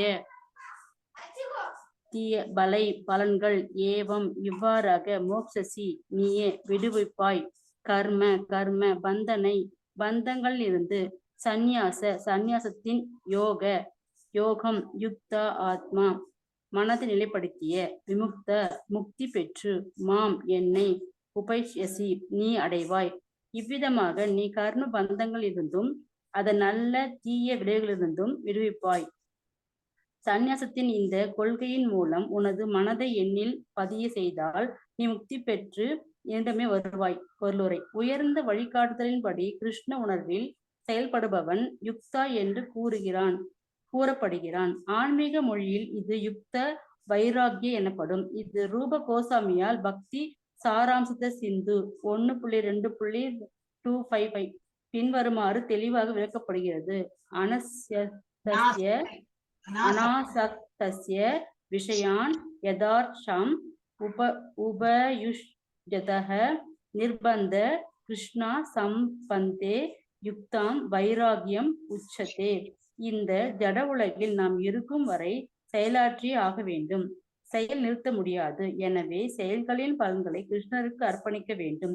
அதுவே யுக்த வைராகியம் எனப்படும். உண்மை துறவின் இத்தகு செயல்கள் மன கண்ணாடியை தூயப்படுத்தப்படுகின்றன. மேலும் இதனை பயிர் செய்பவன் படிப்படியாக ஆன்மீக உணர்வில் முன்னேற்றம் அடைந்து புருஷமான முழுமுதற் கடவுளிடம் பூர்ணமாக சரணைகிறான். இதன் மூலம் இறுதியில் அவன் முக்தி அடைகிறான். அவனது முக்தியின் தன்மையும் குறிப்பிடப்பட்டுள்ளது. அவன் பிரம்ம ஜோதியில் கலப்பதில்லை, மாறாக பரமபுருஷன் லோகத்திற்கு செல்கிறான். இது தெளிவாக இங்கு விளக்கப்பட்டுள்ளது. மாம் உபஷ்யசி, அவன் என்னிடம் வருகிறான், அதாவது முழுமுதற் கடவுளின் திருநாட்டிற்கு திரும்ப செல்கிறான். முக்தி 5 வகைப்படும். எப்போதும் பரபுருஷன் மொழிக்காலத்தின்படி வாழும் பக்தன் இந்த உடலை விட்ட பிறகு முழுமுதற் கடவுளிடம் திரும்ப சென்று அந்த பரமபுருஷன் உறவில் நேரடியாக ஈடுபடும் அளவிற்கு உயர்வு பெறுகிறான் என்று இங்கே கூறப்பட்டுள்ளது. பகவானுடைய தொண்டில் தனது வாழ்வை அர்ப்பணிப்பதை தவிர வேறு எந்த விருப்பம் இல்லாதவன் உண்மையில் சந்நியாசி ஆவான். அத்தகு மனிதன் எப்போதும் தன்னை பகவானின் நித்திய தொண்டனாகவும் பகவான் உன்னத விருப்பத்தை சார்ந்து வாழ்பவனாகவும் எண்ணுகிறான். எனவே எதையெல்லாம் அவன் செய்கின்றானோ அதையெல்லாம் அவன் பகவானுக்காக செய்கிறான். எந்த செயலை அவன் செய்தாலும் அதனை பகவான் தொண்டாக செய்கிறான். வேதங்களில் கூறப்பட்டுள்ள பல்நோக்கு செயல்களுக்கும் விதிக்கப்பட்ட கடமைகளுக்கும் அவன் முக்கியத்துவம் அளிப்பதில்லை. வேதங்களில் கொடுக்கப்பட்டுள்ள கடமைகள் நிறைவேற்றுவது சாதாரண மக்களுக்கு அவசியமானதாகும். ஆனால் இறைவனுடைய தொண்டில் பூர்ணமாக ஈடுபட்டுள்ள பக்தன் சில சமயங்களில் வேதங்களில் விதிக்கப்பட்டுள்ள கடமைகளுக்கு எதிராக செயல்படுவதாக தோன்றினாலும் அது உண்மையல்ல. எனவேதான் பக்தனின் திட்டங்களையும் செயல்களையும் புரிந்து கொள்ள மிக சிறந்த அறிஞனாலும் முடியாது என்று வைஷ்ணவ சான்றோர்களால் கூறப்பட்டுள்ளது. தான்ற வாக்கிய கிரியா முக்திரா விக்ஞாஷ சைத்தன்ய சாராம்சம் மத்திய லீலா 20 சரிதாமிருதம் மத்திய லீலா 23.39 எப்போதும் இறைவனுடைய சேவையில் ஈடுபட்டுள்ளவன் அல்லது எப்போதும் இறைவனுக்கு எவ்வாறு சேவை செய்வது என்பது பற்றி எண்ணிக்கொண்டும் திட்டமிட்டு கொண்டும் இருப்பவன் தனது தற்போதைய நிலையிலேயே முழுமையாக முக்தி அடைந்தவனாக கருதப்பட வேண்டும். வருங்காலத்தில் அவன் முழுமுதற் கடவுளின் திருநாட்டிற்கு திரும்பி செல்வது நிச்சயம். கிருஷ்ணர் எல்லா ஜட விமர்சனங்களுக்கும் அப்பாற்பட்டு விளங்குவதை போல பக்தனும் எல்லாவித விமர்சனங்களுக்கும் அப்பாற்பட்டவன். ஹரே கிருஷ்ண மாதாஜி. ஹரே கிருஷ்ணா. என்ன கொடுத்திருக்க? சுப அசுப. சுப அசுப, அதே மிஸ்டேக் அப்படின்னு என்னது? இவ்விதமாக நீ கர்ம பந்தங்களில் இருந்தும் அதன் நல்ல தீய விளைவுகளில் இருந்தும் விடுபடுவாய். என்ன பகவானுக்கெல்லாம் அர்ப்பணம் பண்ணது நல்ல நல்ல விஷயங்கள் நடக்கும், தீய விஷயம் அதுல இருந்து அதோட விளைவு என்னது? அதுல இருந்து பகவான் வந்து காப்பாற்றுவார். சந்நியாசத்தின் இந்த கொள்கை மூலம் உனது மனதை என்னில் பதிய செய்தால் நீ முக்தி பெற்ற என்னிடமே வருவாய். அப்புறம் உயர்ந்த வழிகாட்டுதலின்படி கிருஷ்ண உணர்வில் செயல்படுபவன் யுக்த. யாரு வந்து கிருஷ்ண உணர்வுல எப்பவுமே நித்தியம் பகவானுக்கு தேவைப்படுகிறாரோ அவனுக்கு என்ன பேரு? யுக்தா அப்படின்னு பேரு. யுக்தா என்று அழைக்கப்படுகிறான். ஆன்மீக மொழியில் இந்த யுக்த வைராக்கியம் எனப்படும். இது ரூப கோஸ்வாமி பின்வரும் மாதிரி தெளிவாக இது வந்து பக்தி ரசாமிரதம் அந்த 5வது இதுல வந்து இது one of the shloka to by heart and explain பண்ணும். அனாசக்தசிய விஷயங்கள் வந்து நம்ம சொல்லி எக்ஸ்பிளனேஷனை கொடுக்க வேண்டியது. இப்ப இந்த அதுல என்ன அர்த்தம்னாக்கா, இந்த ஜட உலகில் நாம் இருக்கும் வரை செயலாற்றியே ஆக வேண்டும். ஆக்ஷன் பண்ண இல்லாம என்னது, இந்த உடலை வைத்து நம்ம ஆக்ஷன் பண்ணாம இருக்கவே முடியாது. இப்ப இந்த உள்ள ஆத்மா எப்படி படப்படப்படப்படப்படான்னு அதான் பேர்டோட இதை எக்ஸாம்பிள் கொடுத்தாங்க இல்லையா. ஒரு பேர்டு எப்படி, நம்ம ஆத்மாங்கிற பேர்டு எப்படி படப்படப்படப்படான்னு ரொம்ப ஆக்டிவா இருக்கும். பக்கத்துல வேற ஒரு பேர்டு சும்மா உட்காந்து சாட்சி மாதிரி உட்காந்து, அதுதான் பரமாத்மா. பட் நம்ம சோல்ங்கிறது எப்படி எல்லாம் ரொம்ப ஆக்டிவ், பண்ணல பார்க்கணும், கையால் செய்யணும், முக்கால நுகரணும், காதால எல்லாம் ஆக்டிவா. அதனாலதான் ஒரு உருவம் எடுத்துட்டு அது இட் இஸ் சாட்டிஸ்ஃபைங் இந்த சென்சஸ். ஏன்னா உருவம் எடுத்தாதான் அதால பண்ண முடியும் இந்த மாதிரி. இந்த ஜட உலகில் நாம் இருக்கும் வரை செயலாற்றியே ஆக வேண்டும். செயலை நிறுத்த முடியாது. எனவே செயல்களின் பலன்களை கிருஷ்ணருக்கு அர்ப்பணிக்க வேண்டும். அதுவே வைராகியம் எனப்படும். உண்மை துறவின் இத்தகைய செயல்கள் மனக்கண்ணாடியை தூய்மைப்படுத்துகின்றன. மேலும் இதனை பயிற்சி செய்வான் படிப்படியாக ஆன்மீக உணர்வில் முன்னேற்றம் அடைந்து புருஷோத்தமரான முழுமுதற் கடவுளிடம் பூர்ணமாக சரணடைகிறான். நம்ம என்னது முதல்ல ஒரு ஜப்பான் தான் ஆரம்பிக்கும் முதல்ல அது. அப்புறம் மெதுவா வந்து ஏகாதசி வருதெல்லாம் அப்போ 15 நாள் இது வருது, மெதுவா 15 நாளைக்கு இருக்காதானா, சரி அதுவும் பண்ணிடலாம். அப்புறம் என்ன பண்ணுவோம், மெதுவா வந்து ஓஹோ நிவேதனம் பண்ணுமா, இப்போ நம்ம வீட்டுலதான் எல்லாம் நான்வெஜ் சாப்பிடணும், சரி பரவாயில்ல பகவானுக்கு வேண்டி கொஞ்சமா இதையோ எடுத்து வச்சு ஒண்ணு இல்லையோ ஃப்ரூட், டெய்லி ஃப்ரூட் மாத்திரம் ஒரு நேரம் பண்ணுவோம். அப்புறம் இல்ல நம்ம தான் 3 வேளை சாப்பிடணும், சரி 2 வேளை பண்ணலாம். காலையில் விளக்கேற்றும் போது ஒன்று ஆஃபர் பண்ணலாம், சாயந்தரம் வந்து விளக்கேற்றும் போது ஒன்று பண்ணலாம். அப்புறம் நம்ம 3 நேரம் சாப்பிடணும்னு சொல்லிட்டு 3 நேரம் ஆஃபர் பண்ண ஆரம்பிக்கும். அப்புறம் என்னது, நம்ம என்னெல்லாமோ சாப்பிடுறோம், ஆனா பகவானுக்கு வேற ஃப்ரூட் தானே வைக்கிறோம்னு சொல்லிட்டு நம்ம சாப்பாடுல இருந்து எடுத்து வச்சுருந்து அப்படியே நம்ம இம்ப்ரூவ் பண்ணிட்டே போகும். அப்புறம் என்ன ஆயிடும், நம்ம சாப்பிடுற சாப்பாடே பகவானுக்கு என்ன ஆஃபர் பண்றோமோ அதுதான் வீட்லயே சாப்பாடு, அந்த நிலைக்கு நம்ம வந்துடுவோம். இதுதான் படிப்படியா நம்மளை வந்து உயர்த்திண்டே போகும். ஆன்மீக உணர்வில் முன்னேற்றம் அடைந்து புருஷோத்தமரான முழுமுதற் கடவுளிடம் பூர்ணமாக சரணடைகிறான். அதனால நம்ம இந்த ஸ்டேஜ்ல எல்லாம் முடிக்கணும், ஒரு பெரிய துறவி எப்படி இருக்கணும் அது மாதிரி பண்ண முடியுமா, முடியாதுதான். இது ஸ்லோலி ப்ரோக்ரஸ், அவசரமே பட வேண்டாம். இதன் மூலம் இறுதியில் அவன் முக்தி அடைகிறான். அவனது முக்தியின் தன்மையும் குறிப்பிடப்பட்டுள்ளது. அவன் பிரம்ம ஜோதியில் கலப்பதில்லை. ஆன்மீக அத்வைதிஸ்ல என்ன நினைக்கிறாங்க, அண்டம் நிறைய அண்டங்கள் இருக்கு, அண்டத்துக்கு வெளியில என்னது பிரம்மஜோதி, அங்க பிரம்மஜோதியில கலந்தோட அவங்க வந்து ஆயாச்சு அப்படின்னு நினைக்கிறாங்க. நம்ம அதுல வந்து தட் இஸ் நாட் அல்டிமேட், அதுக்கு மேலேயும் பகவான் உலகம் இருக்கு, அங்க நமக்கு போகணும். அவனது முக்தியின் தன்மையும் குறிப்பிடப்பட்டுள்ளது. அவன் பிரம்மஜோதியில் கலப்பதில்லை, மாறாக பரமபுருஷரின் லோகத்திற்கு செல்கிறான். அதையும் தாண்டி பரமபுருஷ லோகம் இருக்கு, கோலோகம் இருந்தாலும் அங்க போகிறான். இது தெளிவாக இங்கே விளக்கப்பட்டுள்ளது. நாம் உபைஷ்யசி, அவன் என்னிடம் வருகின்றான் அப்படின்னு சொல்லிட்டு பகவான் சொல்லியிருக்காங்க இந்த ஸ்லோகத்தை. அதாவது முழுமுதற் கடவுளின் திருநாட்டிற்கு திரும்பி செல்கிறான். முக்தி 5 வகைப்படும். எப்போதும் பரமபுருஷரின் வழிகாட்டுதலின்படி வந்து வீடியோ ஆஃப் பண்ணிச்சு, சாரி.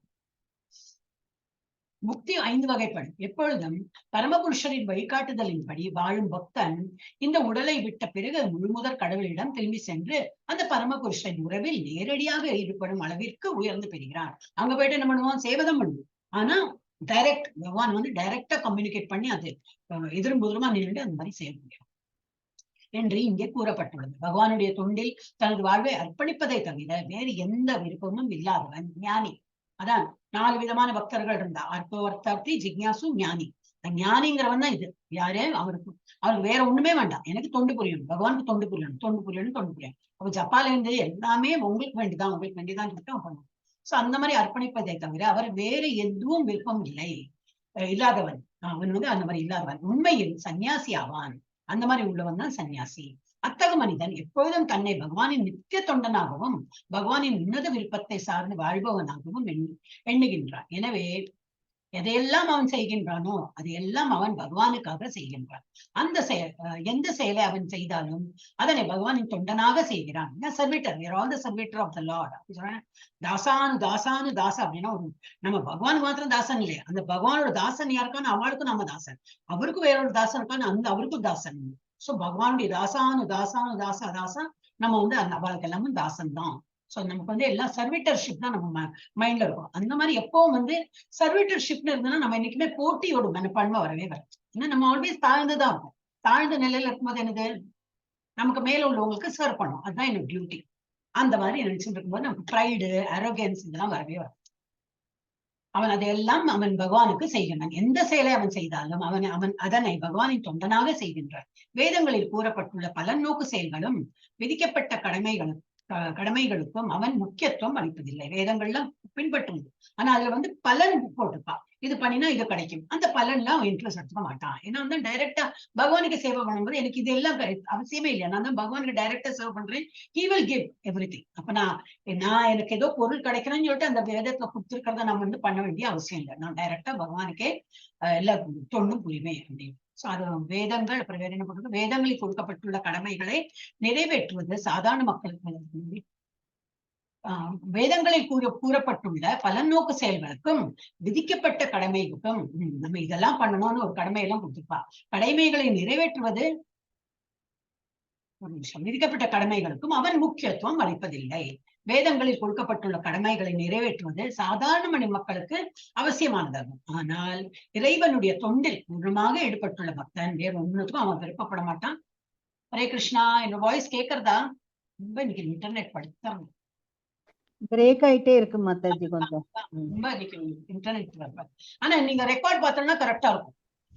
ஓ ஏன்னா உங்களுக்கு தான் என்னோட நெட் உங்களுக்கு வரைக்கும் போய் சேராது, ஆனா என்னோட இங்க கேட்டு அதுதானே ரெக்கார்ட் ஆகுது. அப்போ அந்த இன்டர்நெட்ல வந்து இது கிளியர். ஏன்னா நான் ஏதோ நடுவில் எப்போ பார்த்தேன், ரொம்ப கஷ்டமா சேஞ்ச், பசங்களோட தான் ஏதோ டைம்ல பார்த்தோம்னா அது மாதிரி கரெக்டா கேட்டுட்டே இருக்கேன் பசங்கள்ட்ட, கேட்கறதா உங்களுக்கு கேட்கறது இல்லையே அப்படின்னு. ஆனா என்னோட வாய்ஸ் கரெக்டா கேட்டு, உங்களுக்கு ஏதாவது மிஸ் ஆயிருக்குன்னா நீங்க ரெக்கார்ட் பார்த்தீங்கன்னா உங்களுக்கு. ஓகே. வேதங்களில் கொடுக்கப்பட்டுள்ள கடமைகளை நிறைவேற்றுவது சாதாரண மக்கள், யாரெல்லாம் பக்தி தொண்டில் இல்லையோ, யாரெல்லாம் வந்து கிருஷ்ண பக்தர் இல்லையோ அவங்க வந்து பண்ணலாம். ஆனால் இறைவனுடைய தொண்டில் பூர்ணமாக ஈடுபட்டுள்ள பக்தன் அவன் தான் இதெல்லாம் விட்டுட்டு ஹையர் இது கொம்பே பிடிச்சு விட்டானே, பகவானே பிடிச்சு விட்டான். அப்போ பகவானுக்கு தெரியாதா இவனுக்கு என்ன வேணும்னு அவனுக்கு கொடுக்க மாட்டாரா? அப்ப அவன் எதுக்கு இதெல்லாம் பண்ணிட்டு அவன் டைரக்டா பகவானுக்கே தொண்டு புரிகிறான். பக்தன் சில சமயங்களில் வேதங்களில் விதிக்கப்பட்டுள்ள கடமைகளுக்கு எதிராக செயல்படுவதாக தோன்றினாலும் அது உண்மை அல்ல. ஏன்னா பகவானுக்கு தான் பண்றான், அது போல தோன்றும், வந்து எதிர்மாறா பண்றான் அப்படின்னு அது கிடையாது. எனவே தான் தூய பக்தனின் திட்டங்களையும் செயல்களையும் புரிந்து கொள்ள மிக சிறந்த அறிஞனாலும் முடியாது என்று வைஷ்ணவ சான்றோர்களால் கூறப்பட்டுள்ளது. தாண்ட வாக்கிய கிரியாமுத்ரா விக்னேகனா பூஜ்யா குஞ்சகயா அப்படின்னா எனக்கு சைத்தன்ய சரிதாமிர்த்த மத்தியில எப்பொழுதும் இறைவனுடைய சேவையில் ஈடுபட்டுள்ளவன் அல்லது எப்பொழுதும் இறைவனுக்கு எவ்வாறு சேவை செய்வது என்பதை பற்றி எண்ணிக்கொண்டும் திட்டமிட்டுக் கொண்டும் இருப்பவன் தனது தற்போதைய நிலையையே முழுமையாக முக்தி அடைந்தவனாக கருதப்பட வேண்டும். என்னது அவன் அதை பண்ண இஸ் வெரி ஹாப்பி. எனக்கு வந்து இந்த உலகத்துல இருந்து போய் பகவான் உலகத்தை போயிட்டு தான் ஹாப்பியா இருக்கணும், அந்த மாதிரி நிலையே இல்லை அவனுக்கு. ஆல்ரெடி இங்கேயே அவன் ஹாப்பியா தான் இருப்பான். அப்போ உனக்கு முக்தி வேண்டுமா கேட்டபடி வேண்டாம், நானே இங்கே நல்லா தான் இருக்கேன், உனக்கு சேவை புரிஞ்சுட்டு இருக்கேன், I am very happy here. முக்திக்கு கூட அவன் வந்து விருப்பப்பட மாட்டான். ஒரு நல்ல ஒரு ஞானியா இருந்ததுனாக்கா உனக்கு என்ன வேணும் கேட்டா முக்தி கொடுக்குறேன் அப்படின்னா, இல்ல ஐ எம் வெரி ஹாப்பி ஹியர், இங்கே நான் தான் பண்ணிட்டு இருக்கேன் அப்படின்னு. அவன் முழுமுதற் கடவுளின் திருநாட்டிற்கு திரும்பி செல்வது நிச்சயம். முக்தி அடைந்ததாக அவன் கருதப்படும். ஏன்னா இங்க இருக்கும்போது வந்து தனது தற்போதைய நிலையிலேயே முழுமையாக முக்தி அடைந்தவனாக கருதப்பட வேண்டும். வருங்காலத்தில் அவன் முழுமுதற் கடவுளின் திருநாட்டிற்கு திரும்பி செல்வது நிச்சயம். கிருஷ்ணர் எல்லா ஜட விமர்சனங்களுக்கும் அப்பாற்பட்டு விளங்குவதை போல பக்தனும் எல்லாவித விமர்சனங்களுக்கும் அப்பாற்பட்டவன். அப்போ யார் என்ன சொல்றாங்க, இகழ்ச்சியா புகழ்ச்சியா ஒன்னும் ஒரு டுவாலிட்டி இல்லாம அவன் வந்து பரம திருப்தியா இருப்பான். ஏன்னா he knows what he is doing. Total confidence, பகவானுக்கு வேண்டி சேவை பண்றேன். அது எப்படி தெரிய வரும்னா நம்ம லைஃப்லயே பார்க்கலாம். எல்லாம் ஒரு பாசிட்டிவ் திங்ஸ் வரும் நெகட்டிவும் வரும். ஆனாலும் ஒரு வந்து நமக்கு ஒரு எப்போ ஒரு பிரசன்னத்தா இருக்கும், நம்ம பண்றதுல வந்து ஒரு திருப்தியும் நமக்கு ஏற்படும். அந்த மாதிரி இருக்கும்போது அவன் வந்து விமர்சனங்களுக்கு எல்லாம் இம்பார்ட்டன்ஸ் கொடுக்க மாட்டான். எஸ் ராஜேஸ்வரி படி 29 29 29. சமூகம் சர்வபூதேஷு நமே த்வேஷோ சிதின பிரியக ஏ பஜந்தி து மாம் பக்தியா தேஷு சாப்யகம். சமமானவன் அகம் நான், சர்வபூதேஷு எல்லா உயிரினங்களுக்கும், ந யாருமில்லை, மே எனக்கு, ஸ்வேஷ்ய வெறுக்கின்ற, அஸ்தி இருக்கின்றனர், ந இல்லை, பிரியமான, ஏ யாரொருவர், பஜந்தி திவ்யமான தொண்டில் ஈடுபட்டவர், தூ ஆயினும், மாம் எனக்கு, பக்தியா பக்தியில், மயி எண்ணில் உள்ளனர், தே அத்தகையோர், தேஷு அவர்களில், ச கூட, அபி நிச்சயமாக, அகம் நான் யாரிடமும் பொறாமை கொள்வதோ பாரபட்சம் காட்டுவதோ இல்லை. நான் அனைவருக்கும் சமமானவன். ஆயினும் பக்தியுடன் எனக்கு அன்பு தொண்டு புரிபவன் யாராயினும் அவன் எனது நண்பன். அவன் என்னில் இருக்கிறான், நானும் அவனுக்கு நண்பன் ஆகிறேன். பொருளுரை: கிருஷ்ணர் எல்லோருக்கும் சமமானவர். அவருக்கு விசேஷமான நண்பர் எவரும் இல்லர். என்றால் அவருடைய திவ்யமான தொண்டில் எப்போதும் ஈடுபட்டுள்ள பக்தர்களிடம் அவர் விசேஷ கவனம் செலுத்துவது ஏன் என ஒருவர் வினவலாம். ஆனால் இது பாரபட்சம் அல்ல, இயற்கையானது. இவ்வுலகில் கொடை வள்ளலாக விளங்கும் மனிதன் தன்னுடைய குழந்தைகளிடத்தில் விசேஷ கவனம் செலுத்துகிறான். எந்த உருவத்தில் இருந்தாலும் எல்லா உயிர்வாழிகளும் தனது மகன்களே என்று கூறும் பகவான் ஒவ்வொருவரின் வாழ்க்கை தேவைகளை தாராளமாக அளிக்கிறார். பாறை, நிலம், நீர் முதலிய வேறுபாடு ஏதுமின்றி எல்லா இடங்களிலும் மழை பொழியும் மேகத்தை போன்றவர் அவர். இருப்பினும் தனது பக்தர்களிடம் தனி கவனம் செலுத்துகின்றார். எப்போதும் கிருஷ்ண உணர்வில் இருக்கும் அத்தகு பக்தர்கள் கிருஷ்ணரில் திவ்யமாக நிலை பெற்றிருப்பதாக இங்கே குறிப்பிடப்பட்டுள்ளது. கிருஷ்ண உணர்வு எனும் சொல் அத்தகு உணர்வில் இருப்பவர்கள் கிருஷ்ணரின் நிலை பெற்று ஜீவன் முக்தர்களாக வாழ்கின்றனர் என்பதை குறிக்கின்றது. மயிதே அவர்கள் எண்ணில் உள்ளனர் என்று பகவான் இங்கே மிக தெளிவாக கூறியுள்ளார். எனவே பகவானும் அவர்களிடம் உள்ளார் என்பதை இயற்கையே. இதுவே அன்பு பரிமாற்றம். ஏ யதா மாம் பிரபத் எந்தே தாம் ததைவ பஜாம் யகம். யாரொருவன் என்னிடம் சரணடைகிறானோ அவனது சரணாகதிக்கு ஏற்ப அவனை கவனிக்கிறேன் என்ற வரிகளும் இதே கருத்தை விளக்குகின்றன. இறைவன், பக்தன் இருவருமே உணர்வுடையவர்கள் என்பதால் இத்தகைய திவ்யமான அன்பு பரிமாற்றம் சாத்தியமாகின்றது. தங்க மோதிரத்தில் வைரத்தை பதிக்கும் போது அது மிகவும் அழகாக தோன்றுகிறது. தங்கம் புகழ் பெறுகின்றது. அதே சமயத்தில் வைரமும் புகழப்படுகிறது. பகவானும் உயிர்வாழியும் நித்தியமாக ஜொலிக்கக்கூடியவர்கள். இருப்பினும் பரமபுருஷரின் தொண்டில் உயிர்வாழி நாட்டம் பெறும்போது அவன் தங்கத்தை போன்று தோன்றுகிறான். இறைவன் வைரம் என்பதால் இந்த சேர்க்கை மிகவும் அருமையானதாகும். உயிர்வாழிகள் தங்களது தூய நிலையில் பக்தர்கள் என்று அழைக்கப்படுகின்றனர். பரமபுருஷர் தனது பக்தர்களின் பக்தனாக ஆகிறார். பக்தனுக்கும் பகவானுக்கும் இடையில் இத்தகைய அன்பு பரிமாற்றம் இல்லை எனில் உருவவாத தத்துவத்திற்கு இடமே இல்லை. அருவவாத கொள்கையில் பரமனுக்கும் உயிர்வாழிக்கும் இடையில் எவ்வித அன்பு பரிமாற்றமும் கிடையாது. ஆனால் உருவவாத தத்துவத்தில் அந்த பரிமாற்றம் உண்டு. பகவான் கற்பக மரத்தை போன்றவர் என்றும் அவரிடமிருந்து எதை விரும்பினாலும் அதனை அவர் வழங்குகிறார் என்றும் அடிக்கடி உதாரணம் கொடுக்கப்படுகின்றது. இருப்பினும் இங்கே கொடுக்கப்பட்டுள்ள விளக்கம் மேலும் பூரணமானதாகும். பகவான் தனது பக்தர்களிடம் தனி கவனம் செலுத்துகிறார் என்று இங்கே கூறப்பட்டுள்ளது. இது பக்தர்களின் மீது பகவான் காட்டும் விசேஷ கருணையாகும். இறைவனின் இத்தகைய உறவு பரிமாற்றத்தினை கர்ம விதிகளுக்கு உட்பட்டதாக கருதக்கூடாது. இந்த பரிமாற்றம் பகவானும் அவரது பக்தர்களும் செயல்படும் திவ்ய நிலையை சார்ந்ததாகும். பகவானுக்கு செய்யப்படும் பக்தி தொண்டு இந்த ஜட உலகின் செயல் அல்ல.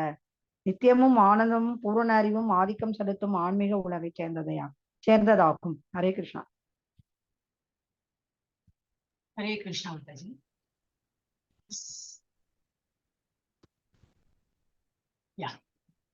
இதுல என்ன கொடுத்திருக்க?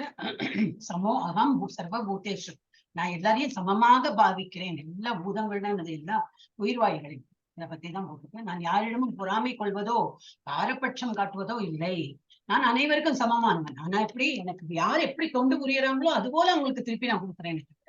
எனக்கு வந்து பார்ஷாலிட்டி எல்லாம் கிடையாது. ஆயினும் பக்தியுடன் எனக்கு அன்பு தொண்டு புரிபவன் யாராயினும் அவன் எனது நண்பன். அவன் என்னில் இருக்கின்றான், நான் அவனுக்கு நண்பனாகிறேன். இப்போ யார் எனக்கு நல்லா அன்பு தொண்டு புரியறாங்களோ அவங்களுக்கு நான் எக்ஸ்ட்ரா தான் கொடுக்க போறேன். பிகாஸ் ரெசிப்ரோகேஷன் தானே, லவ் ரெசிப்ரோகேஷன். இப்போ பொருளுரை, கிருஷ்ணர் எல்லாருக்கும் சமமானவர். அவருக்கு விசேஷமான நண்பர் எவரும் இல்லை என்றால் அவருடைய திவ்யமான தொண்டில் எப்பொழுதும் ஈடுபட்டுள்ள பக்தர்களிடம் அவர் விசேஷ கவனம் செலுத்துவதன் ஏன் என ஒருவர் கேள்வி எழுப்பலாம். ஆனால் அது பாரபட்சம் அல்ல. இந்த மாதிரி பண்றது பாரபட்சம் இல்லை. பிகாஸ் இஸ் டிவோஷன் நிறைய பண்றதுனால ஐம் கிவிங் கிரேஸ் நிறைய கொடுக்குறேன்னு தவிர அது பாரபட்சம்னு சொல்ல முடியாது. அது வந்து இயற்கையானது. நம்ம வீட்லயே இப்ப வந்து ஒரு குழந்தை வந்து ரொம்ப நம்மள வந்து கொஞ்சி எல்லாம் பண்ணி நம்ம ரொம்ப இம்பார்ட்டன்ஸ் கொடுத்து அம்மா எல்லாம் பண்ணி இல்ல பாட்டி வாட்டவர் அந்த மாதிரி பண்ணா நமக்கு அந்த குழந்தை அந்த ஒரு ஆள் மேல நமக்கு ஒரு அன்பு வரதான் செய்யும் இல்லையா?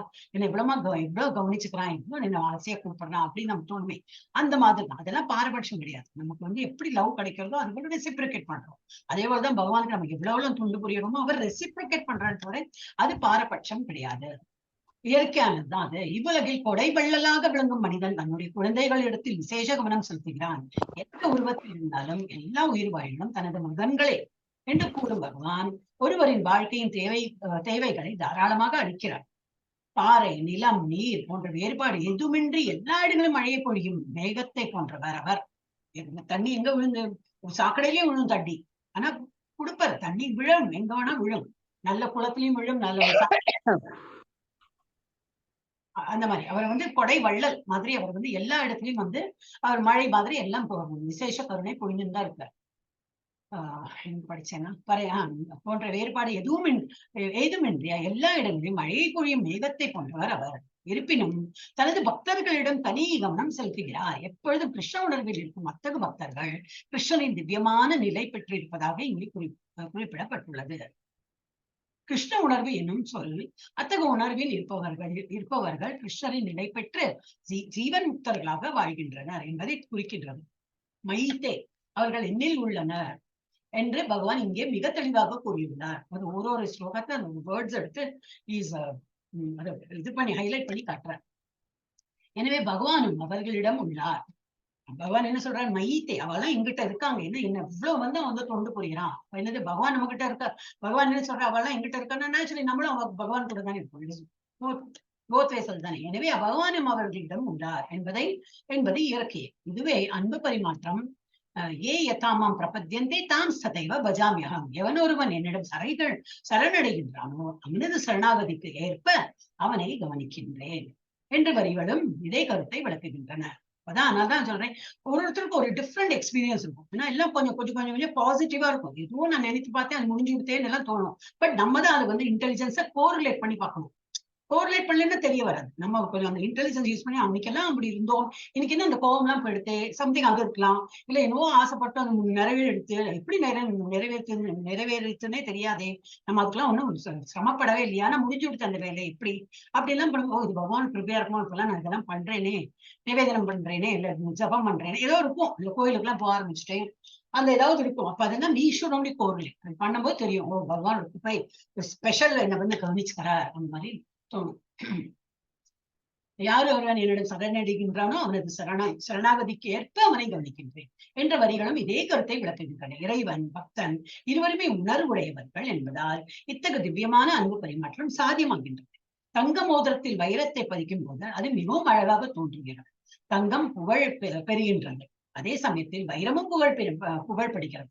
பகவானும் உயிர் வாழ்தான் எதுலயும் அந்த ஒரு கோல்டுல வந்து அந்த வைரம் போட்டீங்கன்னா அதுக்கு ஒரு பெயர் கோல்டு. இந்த நாரும் மணக்கானிக்க நம்ம சொன்னோமே, பூ என்னது அது பூவுல இருந்து அந்த நாரும் சேர்ந்து மணக்கும் அப்படின்னு சொல்லுவோமே, அந்த மாதிரிதான் அது. சோ தங்க மோதிரத்தில் வைரத்தை பதிக்கும் போது அது மிகவும் அழகாக தோன்றுது. தங்கம் புகழ் பெறுகின்றது. அந்த வைரம் பதிச்சதுனாலே தங்கத்துக்கு இன்னும் மவுசு ஜாஸ்தியாயிடும். அதே சமயத்தில் வைரமும் புகழப்படுகிறது.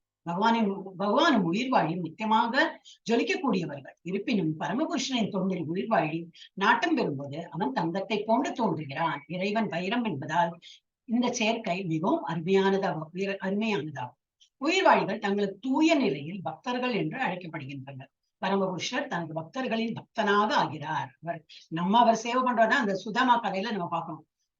பகவான் ஃப்ரெண்டு தான் சொல்லிட்டு அவர் வந்து அவரை பார்க்கறதுக்குன்னு போறாரு. ஆனா அவர் என்ன பண்றாரு, அந்த தொண்டனோடைய தொண்டர் மாதிரி அவர் வந்து அவரோட காலெல்லாம் அலம்பி கொடுத்து அந்த மாதிரி எல்லாம் பண்றாரு. அப்புறம் வேற இதுல கூட நம்ம பார்த்தோம், அந்த இதுல அந்த என்னது இந்த பேரு என்ன அவரோட விதுரர் வீட்டுக்கு போகும்போது விதுரர் இருக்கல, விதுராணி வைஃப் பழம் வந்து கிருஷ்ணன் வந்திருக்காரு சொல்லிட்டு எனக்கு ரொம்ப பசிக்கிறது, எனக்கு ஏதாவது கொடுனா பழம் இருக்கு தரேன் அப்படின்னு சொல்லிட்டு அப்படியே கிருஷ்ணன் பேசி மயங்கி இருக்கிற பழத்தெல்லாம் உடிச்சு பழத்தை கீழே போட்டு தோலா கொடுக்குறா. அவரும் அதை சாப்பிட்டுட்டே இருக்காரு. அவர் அன்பு தானே பாக்குறாரு. எப்படி அதான் அந்த இது கொடுத்திருக்க. எப்படி பக்தனுக்கும் பகவானுக்கு இடையே இதற்காக அன்பு பரிமாற்றம் இல்லை எனில் உருவவாத தத்துவத்திற்கு இடமே இல்லை. நம்மளாம் உருவவாதம், நம்மளாம் வந்து உருவம் வச்சு பகவானை வழிபடுறதுனால இந்த ஒரு இதெல்லாம் நம்ம வந்து ரசிக்க முடியாது. இதே அருவவாதிகளுக்கு எல்லாம் இதெல்லாம் புரியாது. they will not understand this. அதான் போட்டிருக்கேன். அருவவாத கொள்கையில் பரமனுக்கு உயிர் வாழிக்கும் இடையில் எவ்வித அன்பு பரிமாற்றமும் கிடையாது.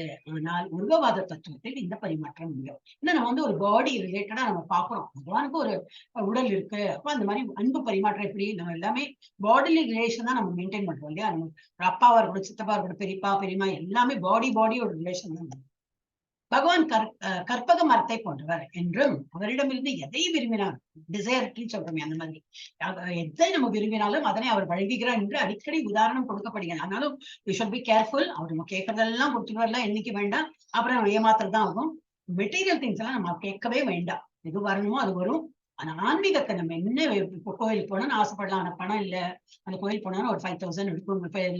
இது ஒரு கோயில் போனோம்னா ஒரு போயிட்டு வரதுக்கு ஒரு 5000 எல்லாம் ஆகுனா எங்க பணம் இப்பெல்லாம் வேற அவளுக்கு ஃபீஸ் கட்டணும், இது இருக்கு, அந்த செலவுக்கு பார்க்கலாம் இப்போ அப்படின்னு நினைப்போம். ஆனா அந்த ஆர்வம் இருக்கு இல்லையா, அது எப்படியோ நிறைவேற்றுவார். யாரோ நமக்கு ஸ்பான்சர் பண்ணுவா, லாஸ்ட் மொமெண்ட்ல என்னவோ கேன்சல் ஆயிடும், ஐயோ என்னோட டிக்கெட் எனக்கு போக முடியல, நீங்க போயிட்டு வரலாம் அப்படின்பா. ஃப்ரீயாவே போயிட்டு வந்துருவோம். அதனால நம்ம ஃப்ரீயா இல்ல, அப்புறம் வந்துட்டு கொடுக்கலாம், நமக்கு டைம் எடுத்து அவங்களுக்கு திருப்பி நம்ம பணத்தை கொடுத்துருவோம். அந்த மாதிரி எல்லாம் நினைக்க முடியாத இதெல்லாம் வந்து பகவான் கிரியேட் பண்ணி கொடுத்துருவாரு. பகவான் இன்று அடிக்கடி உதாரணம் சொல்லு, பகவான் கற்பக மரத்தை போன்றவர் என்றும் அவரிடமிருந்து எதை விரும்பினாலும் அதனை அவர் வழங்குகிறார் என்றும் அடிக்கடி உதாரணம் கொடுக்கப்படுகின்றது. இருப்பினும் இங்கே கொடுக்கப்பட்டுள்ள விளக்கம் மேலும் பூர்ணமானதாகும். பகவான் தனது பக்தர்களிடம் தனி கவனம் செலுத்துகிறார் என்று இங்கே கூறப்பட்டுள்ளது. இது பக்தர்களின் மீது பகவான் காட்டும் விசேஷ கருணையாகும். Not because of partiality, it is because பக்தர் அது போல வந்து நம்ம பகவானை வந்து தொழும்போது அவர் வந்து ரெசிப்ரோகேட் தான் பண்றார். இறைவனின் இத்தகு உறவு பரிமாற்றத்தினை கர்ம விதிகளுக்கு உட்பட்டதாக கருதக்கூடாது. இது கர்ம அவன் வந்து ஒன்லி கர்மா என்னது, அவன் வந்து ஜப்பா மாத்திரம் பண்றான், இல்ல அவன் வந்து பூஜை பண்ணா அது பண்ணா அது மாத்திரம் இல்ல, பக்தி காட்டுறான். மெயினா கர்மா மாத்திரம் இல்ல, பக்தியுடன் அவன் செயல்படுவதனாலதான் அவர் வந்து ரெசிப்ரோகேட் பண்றார். சோ அதனால கர்ம விதிகளுக்கு உட்பட்டதாக மாத்திரம் அது மாத்திரம் கருதக்கூடாது. இந்த பரிமாற்றம் பகவானும் அவரது பக்தர்களுக்கும்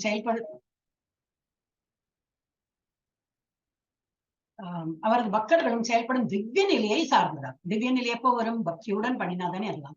இது மாதிரி பகவானுக்கு செய்யப்படும் பக்தி தொண்டு இந்த ஜட உலகின் செயல் அல்ல, நித்தியமும் ஆனந்தமும் பூர்ண அறிவும் ஆதிக்கம் செலுத்தும் ஆன்மீக உலகை சேர்ந்தாகும்.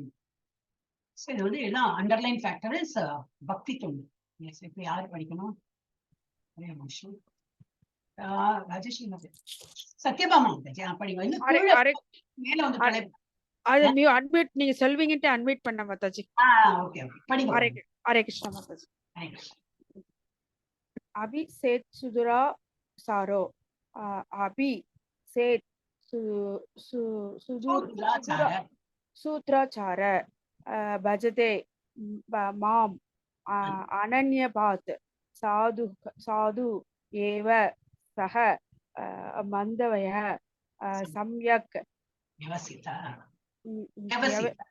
வியவசிதா ஹி சஹ அபி இருந்தும் சேத் கூட சுதுராசார மிகவும் மோசமான செயல்களை செய்பவன் பஜதே பக்தி தொண்டில் ஈடுபட்டு மாம் எனக்கு அனன்யபாக் பிழறாமல் சாது ஏவ நிச்சயமாக சக அவன் மந்தவிக கருதப்பட வேண்டும் சம்யக் முழுமையான வியவசித தீர்மானத்தில் திடமாக ஹி நிச்சயமாக சக அவன். மொழிபெயர்ப்பு: ஒருவன் மிகவும் மோசமான செயலை செய்தாலும் அவன் பக்தி தொண்டில் பிழறாது ஈடுபட்டிருந்தால் அவனை சாதுவாக கருத வேண்டும், ஏனெனில் அவன் தனது தீர்மானத்தில் திடமாக உள்ளான். பொருளுரை: இப்பதத்தில் உள்ள சுதுராசாரா என்னும் சொல் மிகவும் முக்கியமானதாகும்.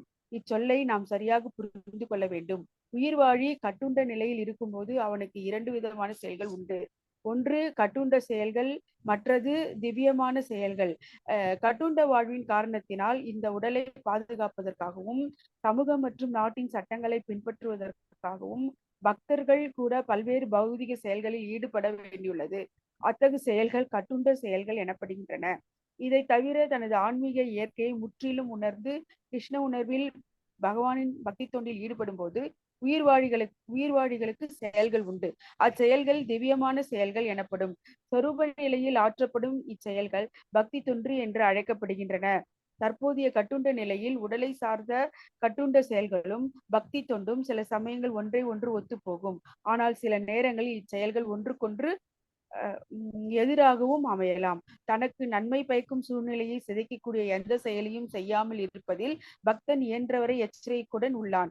தனது செயல்களின் பக்குவ நிலை கிருஷ்ண பக்தியின் முன்னேற்றத்தை அடிப்படையாக கொண்டது என்பதை அவன் அறிவான். இருப்பினும் சமூக மற்றும் அரசியலின் பார்வையில் மிகவும் மோசமானதாக கருதப்படும் சில செயல்கள் கிருஷ்ண பக்தன் சில சமயங்களில் செய்யக்கூடும். ஆனால் அத்தகு தற்காலிகமான வீழ்ச்சி அவனை தகுதியற்றவனாக்கி விடுவதில்லை. பரமபுருஷனுடைய திவ்யமான தொண்டில் தொண்டில் மனப்பூர்வமாக ஈடுபட்டுள்ளவன் வீழ்ச்சியடைய நேரிட்டால் அவனது இதயத்திலேயே வீற்றுள்ள இறைவன் அவனை தூய்மைப்படுத்தி மோசமான செயலை மன்னிக்கிறார் என்று ஸ்ரீமத் பாகவதத்தில் கூறப்பட்டுள்ளது. பகவானின் தொண்டில் முழுமையாக ஈடுபட்டுள்ள யோகியும் சில நேரங்களில் அகப்பட்டு கொள்ளும் அளவிற்கு ஜட சக்தி பலமுடையதாகும். ஆனால் கிருஷ்ண உணர்வோ எப்போதாவது நிகழும் அத்தகைய வீழ்ச்சியினை உடனடியாக சீர்திருத்தும் அளவிற்கு பலமுடையதாகும். எனவே பக்தி தொண்டு என்னும் வழிமுறை எப்போதும் வெற்றியை கொடுக்கும். சீரான பாதையிலிருந்து எதிர்பாராமல் நிகழும் வீழ்ச்சிக்காக யாரும் ஒருபோதும் பக்தனை ஏளனம் செய்யக்கூடாது. ஏனெனில் அடுத்த பதத்தில் விளக்கப்பட்டது போல எப்போதாவது நிகழும் இத்தகு வீழ்ச்சிகள் காலப்போக்கில் அதாவது பக்தன் கிருஷ்ண உணர்வில் முழுமையாக நிலை பெற்றவுடன் நிறுத்தப்பட்டுவிடும். எனவே கிருஷ்ண உணர்வை பயிற்சி செய்து ஹரே கிருஷ்ணா கிருஷ்ண கிருஷ்ண ஹரே ஹரே ஹரே ராம ராம ராம ஹரே ஹரே என்று உச்சரிப்பதில் மன உறுதியுடன் ஈடுபட்டுள்ளவன் சில சந்தர்ப்பம் அல்லது விபத்தினால் வீழ்ச்சியற்றவனாக தோன்றினாலும் திவ்ய நிலையில் உள்ளவனாகவே கருதப்பட வேண்டும். சாதுர் ஏவ, அவன் ஒரு சாது என்னும் சொற்கள் மிகவும் வலியுறுத்தி பேசப்பட்டுள்ளன. எதிர்பாராத வீழ்ச்சிக்காக பக்தனை ஏளனம் செய்யக்கூடாது. அவன் வீழ்ச்சியுற்றிருந்தாலும் சாதுவாக கருதப்பட வேண்டும். இது பக்தர் அல்லாதவர்களுக்கு அளிக்கப்படும் எச்சரிக்கையாகும். மேலும் மந்தவ்ய என்னும் சொல் அதைவிட அதிகமாக வலியுறுத்தப்பட்டுள்ளது. இவ்விதியை பின்பற்றாமல் பக்தனது எதிர்பார்த்த வீழ்ச்சிக்காக அவனை நிந்திப்பவன் பரமபுருஷன் கட்டளையை மீறுகிறான். பக்தனுடைய ஒரு தகுதி உறுதியுடனும் பிரத்யேகமாகவும் பக்தி தொண்டில் ஈடுபடுவது மட்டுமே நரசிம்ம புராணத்தில் பின்வரும் செய்யுள் கொடுக்கப்பட்டுள்ளது. பகவதி ச அராவ் அனன்ய சேதா பிருஷு மலினோ அபி விராஜதே மனுஷ்ய நஹி கலுக்ஷபி கதாசித திமிரா பராபவதாம் உபயதி சந்திரக. இதனை அர்த்தம் என்னவெனில் பகவானின் பக்தி தொண்டில் முழுமையாக ஈடுபட்டுள்ளவன் சில நேரங்களில் மிக மோசமான செயல்களில் ஈடுபடுவது போல தோன்றினாலும் அவனது செயல்கள் முயலின் உருவில் சந்திரனில் காணப்படும் கலங்கத்தை போன்று கருதப்பட வேண்டும். அத்தகைய கலகங்கள் நிலவின் ஒளிக்கு தடையாக அமைவதில்லை. அதுபோலவே தனது நற்குணத்தின் பாதையிலிருந்து எதிர்பாராமல் வீழ்ச்சியடையும் பக்தன் மோசமானவனாக கருதப்படுவதில்லை. அதே சமயத்தில் திவ்யமான பக்தி தொண்டில் இருக்கும் பக்தன் எல்லா விதமான மோசமான வழிகளில் செயல்படலாம் என்று தவறாக புரிந்து கொள்ளக்கூடாது. பலம் வாய்ந்த ஜட தொடர்பின் சக்தியினால் நிகழும் விபத்தினை மட்டுமே இப்பதம் குறிக்கிறது. பக்தி தொண்டு என்பது ஏறக்குறைய மாயைக்கு எதிரான போராகும். மாயையிடமிருந்து போரிடுவதற்கு போதிய வலிமை ஓரிடம் இல்லாதவரை எதிர்பாராத வீழ்ச்சிகள் நிகழலாம். ஆனால் அவன் போதிய வலிமையை பெறும்போது முன்னரே விளக்கப்பட்டது போல அவன் வீழ்ச்சிகளுக்கு உட்படுவதில்லை. இந்த பதத்தை சாதகமாக ஏற்றுக்கொண்டு அப்பதங்களை செய்பவன் தன்னை ஒரு பக்தனாக எண்ணிக்கொள்ளக்கூடாது. ஒருவன் பக்தி தொண்டின் மூலம் தனது நடத்தையை அபிவிருத்தி செய்யவில்லை எனில் அவன் ஒரு உயர்ந்த பக்தன் அல்ல என்பதை புரிந்து கொள்ள வேண்டும். ஹரே கிருஷ்ண மாதாஜி. ஹரே கிருஷ்ண. நம்ம இதெல்லாம் வந்து நமக்கே ஒரு லெசன் மாதிரி இருக்கணும். whenever you read this, ஐயோ இந்த மாதிரி ஆயிடுத்து, அப்ப நான் வந்து தகுதி இல்லையோ, நான் வந்து ஜப்பா பண்ண முடியல, வீட்டுல விருந்தாளி வந்துட்டா, நான் வெளியில போயிட்டேன், என்னால முடியலையே, நான் வந்து நிவேதனம் பண்ண முடியலையே, இதெல்லாம் இப்ப ஒருத்தருக்கு ஒரு ரீசன் இருக்கு இல்லையா, அதனால நான் வந்து தகுதி இல்லையோன்னு எல்லாரோட மனத்திலயும் இருக்கு இல்லையா, அதெல்லாம் தூக்கி எறியறதுதான் எல்லாருக்கும். அதுக்கு வேண்டிதான் இந்த வேர்ஸே வந்திருக்கு. ஏன்னா பக்தி மார்க்கத்துல வர வர இந்த தடங்கள் வந்தாலும் அவன் வந்து வீழ்ச்சி அடைந்துட்டான், போச்சு, அவன் லைஃப் போச்சு, அந்த மாதிரி எல்லாம் கிடையவே கிடையாது. ஏன்னா அவன் அதுல மீண்டு வருவான், அதுல இருந்து திரும்பி வருவான். அப்ப அவனை வந்து வீழ்ச்சி அடைந்துட்டான்னு சொல்லிட்டு அவனை வந்து நிந்தனை பண்ணக்கூடாது. அதுதான் இந்த இதுல கொடுத்து. சோ ஒருவன் மிகவும் மோசமான செயலை செய்தாலும், யார் ஒருவன்னா பக்தர்கள் நம்ம எல்லாருமே பக்தர்கள் தான். சோ ஒரு நேரம் அப்படி வரும், வெளியில போயிட்டோம், ஜபம் பண்ண முடியல, பகவான் நிவேதனம் பண்ண முடியல, ஏதோ ஒரு அந்த மாதிரி வந்தாலும் டோன்ட் ஃபீல் பேட். அதுதான் இதுல கொடுத்துருக்கோம். ஒருவன் மிகவும் மோசமான செயலை செய்தாலும் அவன் பக்தி தொண்டில் பிறழாது ஈடுபட்டிருந்தால் அவனை சாதுவாகவே கருத வேண்டும். ஏனெனில் அவன் தனது தீர்மானத்தில் திடமாக உள்ளான். ஏதோ சந்தர்ப்ப சூழ்நிலையில பண்ண முடியல, ஒரு நாளைக்கு, அடுத்த நாளும் பண்ண முடியல, சரி 4 நாள் பண்ண முடியல, ஆனா அந்த உள்ள வருத்தம் இருந்துட்டே இருக்கு, பண்ணலையே இருக்குமே. அப்ப அவன் வந்து இது பக்தி மோட்லதான் இருக்கான். அவன் வந்து வீழ்ச்சி அடைந்தவன் அல்ல. இப்பதத்தில் உள்ள துராச்சார என்னும் சொல் மிகவும் முக்கியமானதாகும். இச்சொல்லை நாம் சரியாக புரிந்து கொள்ள வேண்டும். உயிர்வாழி கட்டுண்ட நிலையில் இருக்கும் போது, நம்ம எல்லாம் கட்டுண்ட ஆத்மா தானே, அவனுக்கு 2 விதமான செயல்கள் உண்டு. ஒன்று கட்டுண்ட செயல்கள், compulsory we have to do. விருந்தாளி வரதான் செய்வாங்க, நம்மளும் ஒரு இடத்துக்கு போகதான் வேணும், எல்லாம் அது ஒரு கட்டுண்ட வாழ்க்கையில தான் இருக்கோம் நம்ம. அந்த மாதிரி கட்டுண்ட செயல்கள். மற்றது திவ்யமான செயல்கள், ஆன்மீகம். அப்போ கட்டுண்ட வாழ்வின் காரணத்தினால் இந்த உடலை பாதுகாப்பதற்காகவும் சமூகம் மற்றும் நாட்டின் சட்டங்களை பின்பற்றுவதற்காகவும் பக்தர்கள் கூட பல்வேறு பௌதிக செயல்களில் ஈடுபட வேண்டியுள்ளது.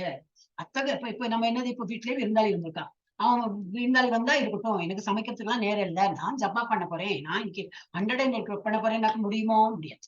We have to entertain them. நம்ம சமையல் சாப்பாடு எல்லாம் போறதான் வேணும், அது பண்ணதான் வேணும். இதெல்லாம் தான் தடங்கள் நமக்கு வரும்.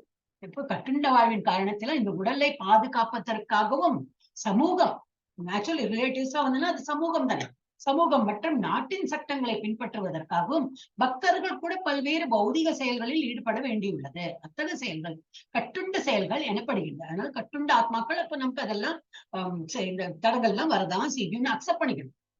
எனப்படுகிறது. இதை தவிர தனது ஆன்மீக இயற்கையை முற்றிலும் உணர்ந்து கிருஷ்ண உணர்வில், தட் இஸ் பகவானின் பக்தி தொண்டில் ஈடுபடும் போது உயிர்வாழிகளுக்கு செயல்கள் உண்டு. அச்செயல்களை திவ்யமான செயல்கள் ஏற்படும். இப்ப நம்ம பக்தி தொண்டில் என்ன பண்றோமோ அதெல்லாம் திவ்யமான செயல். பாக்கி வேற என்னெல்லாம் பண்ணிருக்கோமோ அதெல்லாம் பௌதிக செயல்கள். ஸ்வரூப நிலையில் ஆற்றப்படும் இச்செயல்கள் பக்தி தொண்டு என்று அழைக்கப்படுகிறது. ஸ்வரூபமே என்னது? பக்தி பண்றதா நம்மளோட actual, that is what is our true nature. ஸ்வரூப நிலையில் நம்ம அதுதான் பண்ணணும், அதான் பண்ணிட்டு இருக்கோம். ஆனா because of various other reason we are unable to do. நமக்கு அவேர்னஸ் இருக்குல்ல இவ்வளவு நாளா, இப்ப அவேர்னஸ் சொன்னாலும் அது பண்ணணும் நான் விருப்பப்படுறோம், ஆனா சில சமயத்துல பண்ண முடியறதில்ல. சோ அந்த மாதிரி இருக்கும்போது என்ன, தற்போதைய கட்டுண்ட நிலையில் உடலை சார்ந்த கட்டுண்ட செயல்களும் பக்தி தொண்டும் சில சமயங்களில் ஒன்றை ஒன்று ஒத்து போகும். ஆனால் சில நேரங்களில் இச்செயல்கள் ஒன்றுக்கொன்று எதிராக அமையலாம். இப்ப நிறைய பேரோட லைஃப்ல அந்த மாதிரி நடக்கிறது இல்லையா? இன்னைக்கு எத்தனை பேர் வரல?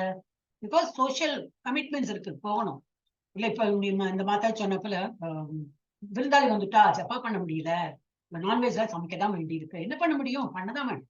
சோ அது எதிராக சிலப்போ சுமூகமா போயிட்டு இருக்கும், சடன்லி ஒரு எதிர் மாதிரியும் இருக்கும், எதிராகவும் அமையலாம். தனக்கு நன்மை பயக்கும் சூழ்நிலையை சிதைக்கக்கூடிய எந்த செயலையும் செய்யாமல் இருப்பதில் பக்தன் என்றவரை எச்சரிக்கையுடன் உள்ளார். தனது செயல்களின் பக்குவ நிலை கிருஷ்ண பக்தியின் முன்னேற்றத்தை அடிப்படையாக கொண்டது என்பதை அவன் அறிவான். இருப்பினும் சமூகம் மற்றும் அரசியலின் பார்வையில் மிகவும் மோசமானதாக கருதப்படும் சில செயல்களை கிருஷ்ண பக்தன் சில சமயங்களில் செய்யக்கூடும். அப்ப அந்த மாதிரி பண்ணும்போது என்ன ஆகும்? ஆனால் அத்தகு தற்காலிகமான வீழ்ச்சி அவனை தகுதியற்றவனாக்கி விடுவதில்லை. அதனால டோன்ட் ஃபீல் பேட், நான் வீழ்ச்சி அடைஞ்சுட்டேன், நான் பக்தனே இல்லை, எனக்கு எல்லாம் போச்சு, இனிமே நான் என்ன பண்ண முடியும், அந்த மாதிரி இல்லை. No, you go with the flow. எல்லா ஃபார்ம்லாம் ஃபில் பண்ணுமா பண்ணுங்க. அதுல 4 பிரின்சிபல் இருக்கா, 4 நான் ஃபாலோ தான் பண்ணிட்டு இருக்கேன். இந்த மாதிரி நடுநடுல வரும், நான்வெஜ் பண்ணலாம் பண்ணிருக்கோம், பரவாயில்ல. அது அப்ப அந்த மாதிரி நினைக்கிறேன். இல்ல நான் ரெகுலராகவே நான்வெஜ்ல சமைக்கிறேன்னு அப்ப 3 போடணும். பாக்கி நான் கேம்பிளிங் பண்றது கிடையாது, இல்லிசிட் செக்ஸ் கிடையாது, அப்புறம் வேற என்ன கொடுத்துருக்கு, இதெல்லாம் கிடையாது, அனியன் கார்லிக் இல்ல, அது போடல. 4 ரெகுலேட்டிவ் பிரின்சிபல் என்ன போட்டிருக்கு Mataji? Hare Krishna. Anybody? Mataji, no gambling, no illicit sex, no non-meat eating, no. அப்புறம் I wanted the 4th one. Meat eating. No meat eating. அதுதான் நமக்கு சாப்பிடுறோம் அப்படின்னாக்கா, பாக்கி 3 நம்ம ஃபாலோ பண்றோமா, அந்த 3 4th one மறந்துடுச்சு. 16 ரவுண்ட் ஜபா பண்றது அது மாதாஜி இல்ல, 16 ரவுண்ட் அதுல போடலையே, தெரியல, I forgot. எனிவே அதெல்லாம் எங்க क्वेश्चन எல்லாம் கேட்பாங்க, அந்த டைம்ல நினைவு இல்லைன்னா போச்சு. எனிவே ஓகே, என்னது நம்ம சின்ன எங்கேயோ போயிடுது எனக்கு. கேம்பிளிங் தான் மாதாஜி. என்ன மாதாஜி? கேம்பிளிங் அது இருக்கே, கேம்பிளிங், illicit செக்ஸ், அப்புறம் இது நான்வெஜ், அப்புறம் என்னது 4th one மறந்து விடுது. எல்லாருமே மறந்து போயிட்டோம், பகவான் எல்லாம் மறைச்சு வச்சுட்டார், எல்லாரும் மறந்துடுமோ அப்படின்னு டக்கு ஞாபகம் வராது மாதாஜி. அதான் அப்படி ஆயிடுறது, சைக்கிள் ஆகும், அப்புறம் பிரம்மத்து ஞாபகம் வரும். ஆமா, ஓகே. அப்ப என்னது இருப்பினும் சமூகம் மற்றும் அரசியலின் பார்வையில் மிகவும் மோசமானதாக கருதப்படும் சில செயல்களை கிருஷ்ண பக்தன் சில சமயங்கள் செய்யக்கூடும். ஆனால் அத்தகைய தற்காலிகமான வீழ்ச்சி அவனை தகுதியற்றவனாக விடுவது தகுதியற்றவனாக்கி விடுவதில்லை. பரமபுருஷனுடைய திவ்யமான தொண்டில் மனப்பூர்வமாக ஈடுபட்டுள்ளவன் வீழ்ச்சியடைய நேரிட்டாலும் அவனது இதயத்திலே வீட்டுள்ள இறைவன் அவனை தூய்மைப்படுத்தி மோசமான செயலை மன்னிக்கிறார். நம்ம மோசமான செயல் பண்ணிட்டோம். இன்டாக்சிகேஷனா மாதாஜி? கொடுத்திருக்கா இன்டாக்சிகேஷன். ஆமா ஆமாங்க மாதாஜி. அதுல தானே ஆனியன் கார்லிக் சாப்பிடக்கூடாது அதெல்லாம் அதுல வருதுன்னு சொன்னீங்கல்ல மாதாஜி. இன்டாக்சிகேஷன் தான் மாதாஜி அது. அப்ப அந்த இன்டாக்சிகேஷன் அப்ப நம்ம எல்லாம் ஃபாலோ பண்றோம் எக்ஸப்ட் நான்வெஜ் அப்படின்னா என்ன பண்ண முடியும்? பரவாயில்ல, அந்த ஃபார்ம்ல வந்து 4ல வந்து 3 நம்ம ஃபாலோ பண்றோம். இதெல்லாம் ஒண்ணும் யாரும் ஒண்ணும் சொல்ல பண்றீங்க, நம்ம பேசிக் ஸ்டேஜ்ல இருக்கோம். 3வது பண்றது இவ்வளவு 5 மாசத்துல இவ்வளவு இம்ப்ரூவ்மெண்ட் தான் அவ பாப்பாலே தவிர நம்ம you should not feel bad, ஐயோ நான் அப்படி பண்றேனே அப்படின்னு ஃபீல் எல்லாம் பண்ணவே வேண்டாம். சோ அதுதான் இது. இந்த ஸ்லோகா இஸ் வெரி இம்பார்ட்டன்ட். இன்னைக்கு நம்ம டிஸ்கஸ் பண்ணதுக்கு மாதாஜி சொன்னாங்க இல்லையா, சத்யபாமா மாதாஜி, அது நினைவு இருக்கும். ஓகே, சோ நம்ம என்னைக்குமே நம்மள வந்து குறை சொல்லிக்கவே வேண்டாம். we are all in the right track தான். நல்லா என்ன இந்த ஒரு ஃபீல் இருக்கு இல்லையா, நமக்கு தப்பு பண்றோமோ அந்த ஒரு ஃபீலோட தானே பண்றோம். அப்போ உள்ள இருக்கிற பரமாத்மா அதுதான் கொடுத்திருக்கீங்க. என்ன கொடுத்திருக்க? அவனை தகுதிய பரமபுருஷருடைய திவ்யமான தொண்டில் மனப்பூர்வமாக ஈடுபட்டுள்ளவன் வீழ்ச்சி அடைய நேரிட்டால் அவன் இதயத்திலே வீற்றுள்ள இறைவன் அவனை தூய்மைப்படுத்தி மோசமான செயலை மன்னிக்கிறார் என்று ஸ்ரீமத் பாகவதத்தில் குறிப்பிட்டுள்ளது. So you are all excused, don't worry. பகவானின் தொண்டில் முழுமையாக ஈடுபட்டுள்ள யோகியும் சில நேரங்களில் அகப்பட்டு கொள்ளும் அளவிற்கு ஜடசக்தி பலமுடையதாகும். இந்த மாதிரி பெரிய ஞானிகளுக்கும் இந்த மாதிரி இக்கட்டான சிச்சுவேஷன் வரும். ஆனால் கிருஷ்ண உணர்வோ எப்போதாவது நிகழும் அத்தகைய வீழ்ச்சியினை உடனடியாக சீர்திருத்தும் அளவிற்கு பலமுடையதாகும். இந்த மாதிரி இதெல்லாம் வந்து ஆட்டோமேட்டிக்கா அது செட்ரைட் ஆயிடும். டோன்ட் ஃபீல் பேட் அப்படின்னு. எனவே பக்தி தொண்டு என்னும் வழிமுறை எப்பொழுதும் வெற்றியை கொடுக்கும். சீரான பாதையிலிருந்து எதிர்பாராமல் நிகழும் வீழ்ச்சிக்காக யாரும் ஒருபோதும் பக்தனை ஏளனம் செய்ய, அவனே சொந்தமா வந்து ஏளனம் பண்ணிக்க கூடாது. நான் வீழ்ச்சி அடைந்து விட்டேன்னு நினைக்க கூடாது. வேறு யாரும் அவனை வந்து ஏளனம் செய்யும். ஏனெனில் அடுத்த பதத்தில் விளக்கப்பட்டுள்ளது போல எப்பொழுதாவது நிகழும் இத்தகைய வீழ்ச்சிக்கு காலப்போக்கில் அதாவது பக்தன் கிருஷ்ண உணர்வில் முழுமையாக நிலை பெற்றவுடன் நிறுத்தப்பட்டுகள். இதெல்லாம் வந்து கொஞ்சம் கொஞ்சமா நீங்க நம்ம இதுலயே இருக்கும்போது என்ன, நம்ம வீட்டுல வருவாளுக்கே தெரியும். இவங்க வீட்டுல போச்சுன்னா கிருஷ்ணா கிருஷ்ணான் தான் உட்கார்ந்துட்டு இருப்பாங்க. அங்க போனா இலையும் இந்த மாதிரி சத்துவ உணவு தான் கிடைக்கும். சரி சாப்பிடுற நேரம் போக வேண்டாம், சாப்பிட்டுட்டு இல்லம்மா நாங்க சாப்பிட்டுட்டு தான் வந்திருக்கோம் சொல்லிட்டு ஹாய்பா சொல்லிட்டு போயிடுவாங்க. விருந்தாளி வந்து சாப்பிடறதுக்கு எல்லாம் வரமாட்டா. அந்த மாதிரி ஆயிடும். எனவே கிருஷ்ண உணர்வை பயிற்சி செய்து ஹரே கிருஷ்ணா மகாமந்திரம் ஹரே கிருஷ்ணா கிருஷ்ண கிருஷ்ணா ஹரே ஹரே ஹரே ராம ராம ராம ஹரே ஹரே என்று உச்சரிப்பதில் மனம் உறுதியுடன் ஈடுபட்டுள்ளவன் சில சந்தர்ப்பம் அல்லது விபத்தினால் வீழ்ச்சியுற்றவனாக தோன்றினாலும் திவ்ய நிலையில் உள்ளவனாகவே கருதப்பட வேண்டும். சாதுர் ஏவ அப்படின்னா அவன் வந்து ஒரு சாதுதான் என்னும் சொற்கள் மிகவும் வலியுறுத்தி பேசப்பட்டன. எதிர்பாராத வீழ்ச்சிக்காக பக்தனை ஏளனம் செய்யக்கூடாது. அவன் மெயினா அவன் வந்து நினைக்க கூடாது நான் வீழ்ச்சி அடைந்துட்டேன் அந்த மாதிரி வீழ்ச்சினா செய். அவன் வீழ்ச்சியுற்று இருந்தாலும் சாதுவாகவே கருதப்பட வேண்டும். இது பக்தர் அல்லாதவர்களுக்கு அளிக்கப்படும் எச்சரிக்கையாகும். மேலும் மந்தவ்யக என்னும் சொல் அதைவிட அதிகமாக வலியுறுத்தப்பட்டுள்ளது. இவ்விதியை பின்பற்றாமல் பக்தனது எதிர்பாராத வீழ்ச்சிக்காக அவனை நிந்திப்பவன் பரமபுருஷன் கட்டளை மீறுகிறான். நீ அந்த மாதிரி பத்தியா பெருசா நீ இதெல்லாம் பண்றிய இப்ப எல்லாம் எங்க ஜப்பா காணும் ஒண்ணு காணும், நீ எல்லாம் திரும்பி எல்லாம் நான் எல்லாம் சாப்பிட ஆரம்பிச்சிட்டியா, ஜப்பா பண்றது இல்ல பத்தியா, அந்த மாதிரி எல்லாம் யாராவது சொன்னா என்ன ஆகும்? பகவானே நம்ம எதிர்த்து பேசுறாப்புல இருக்கும்.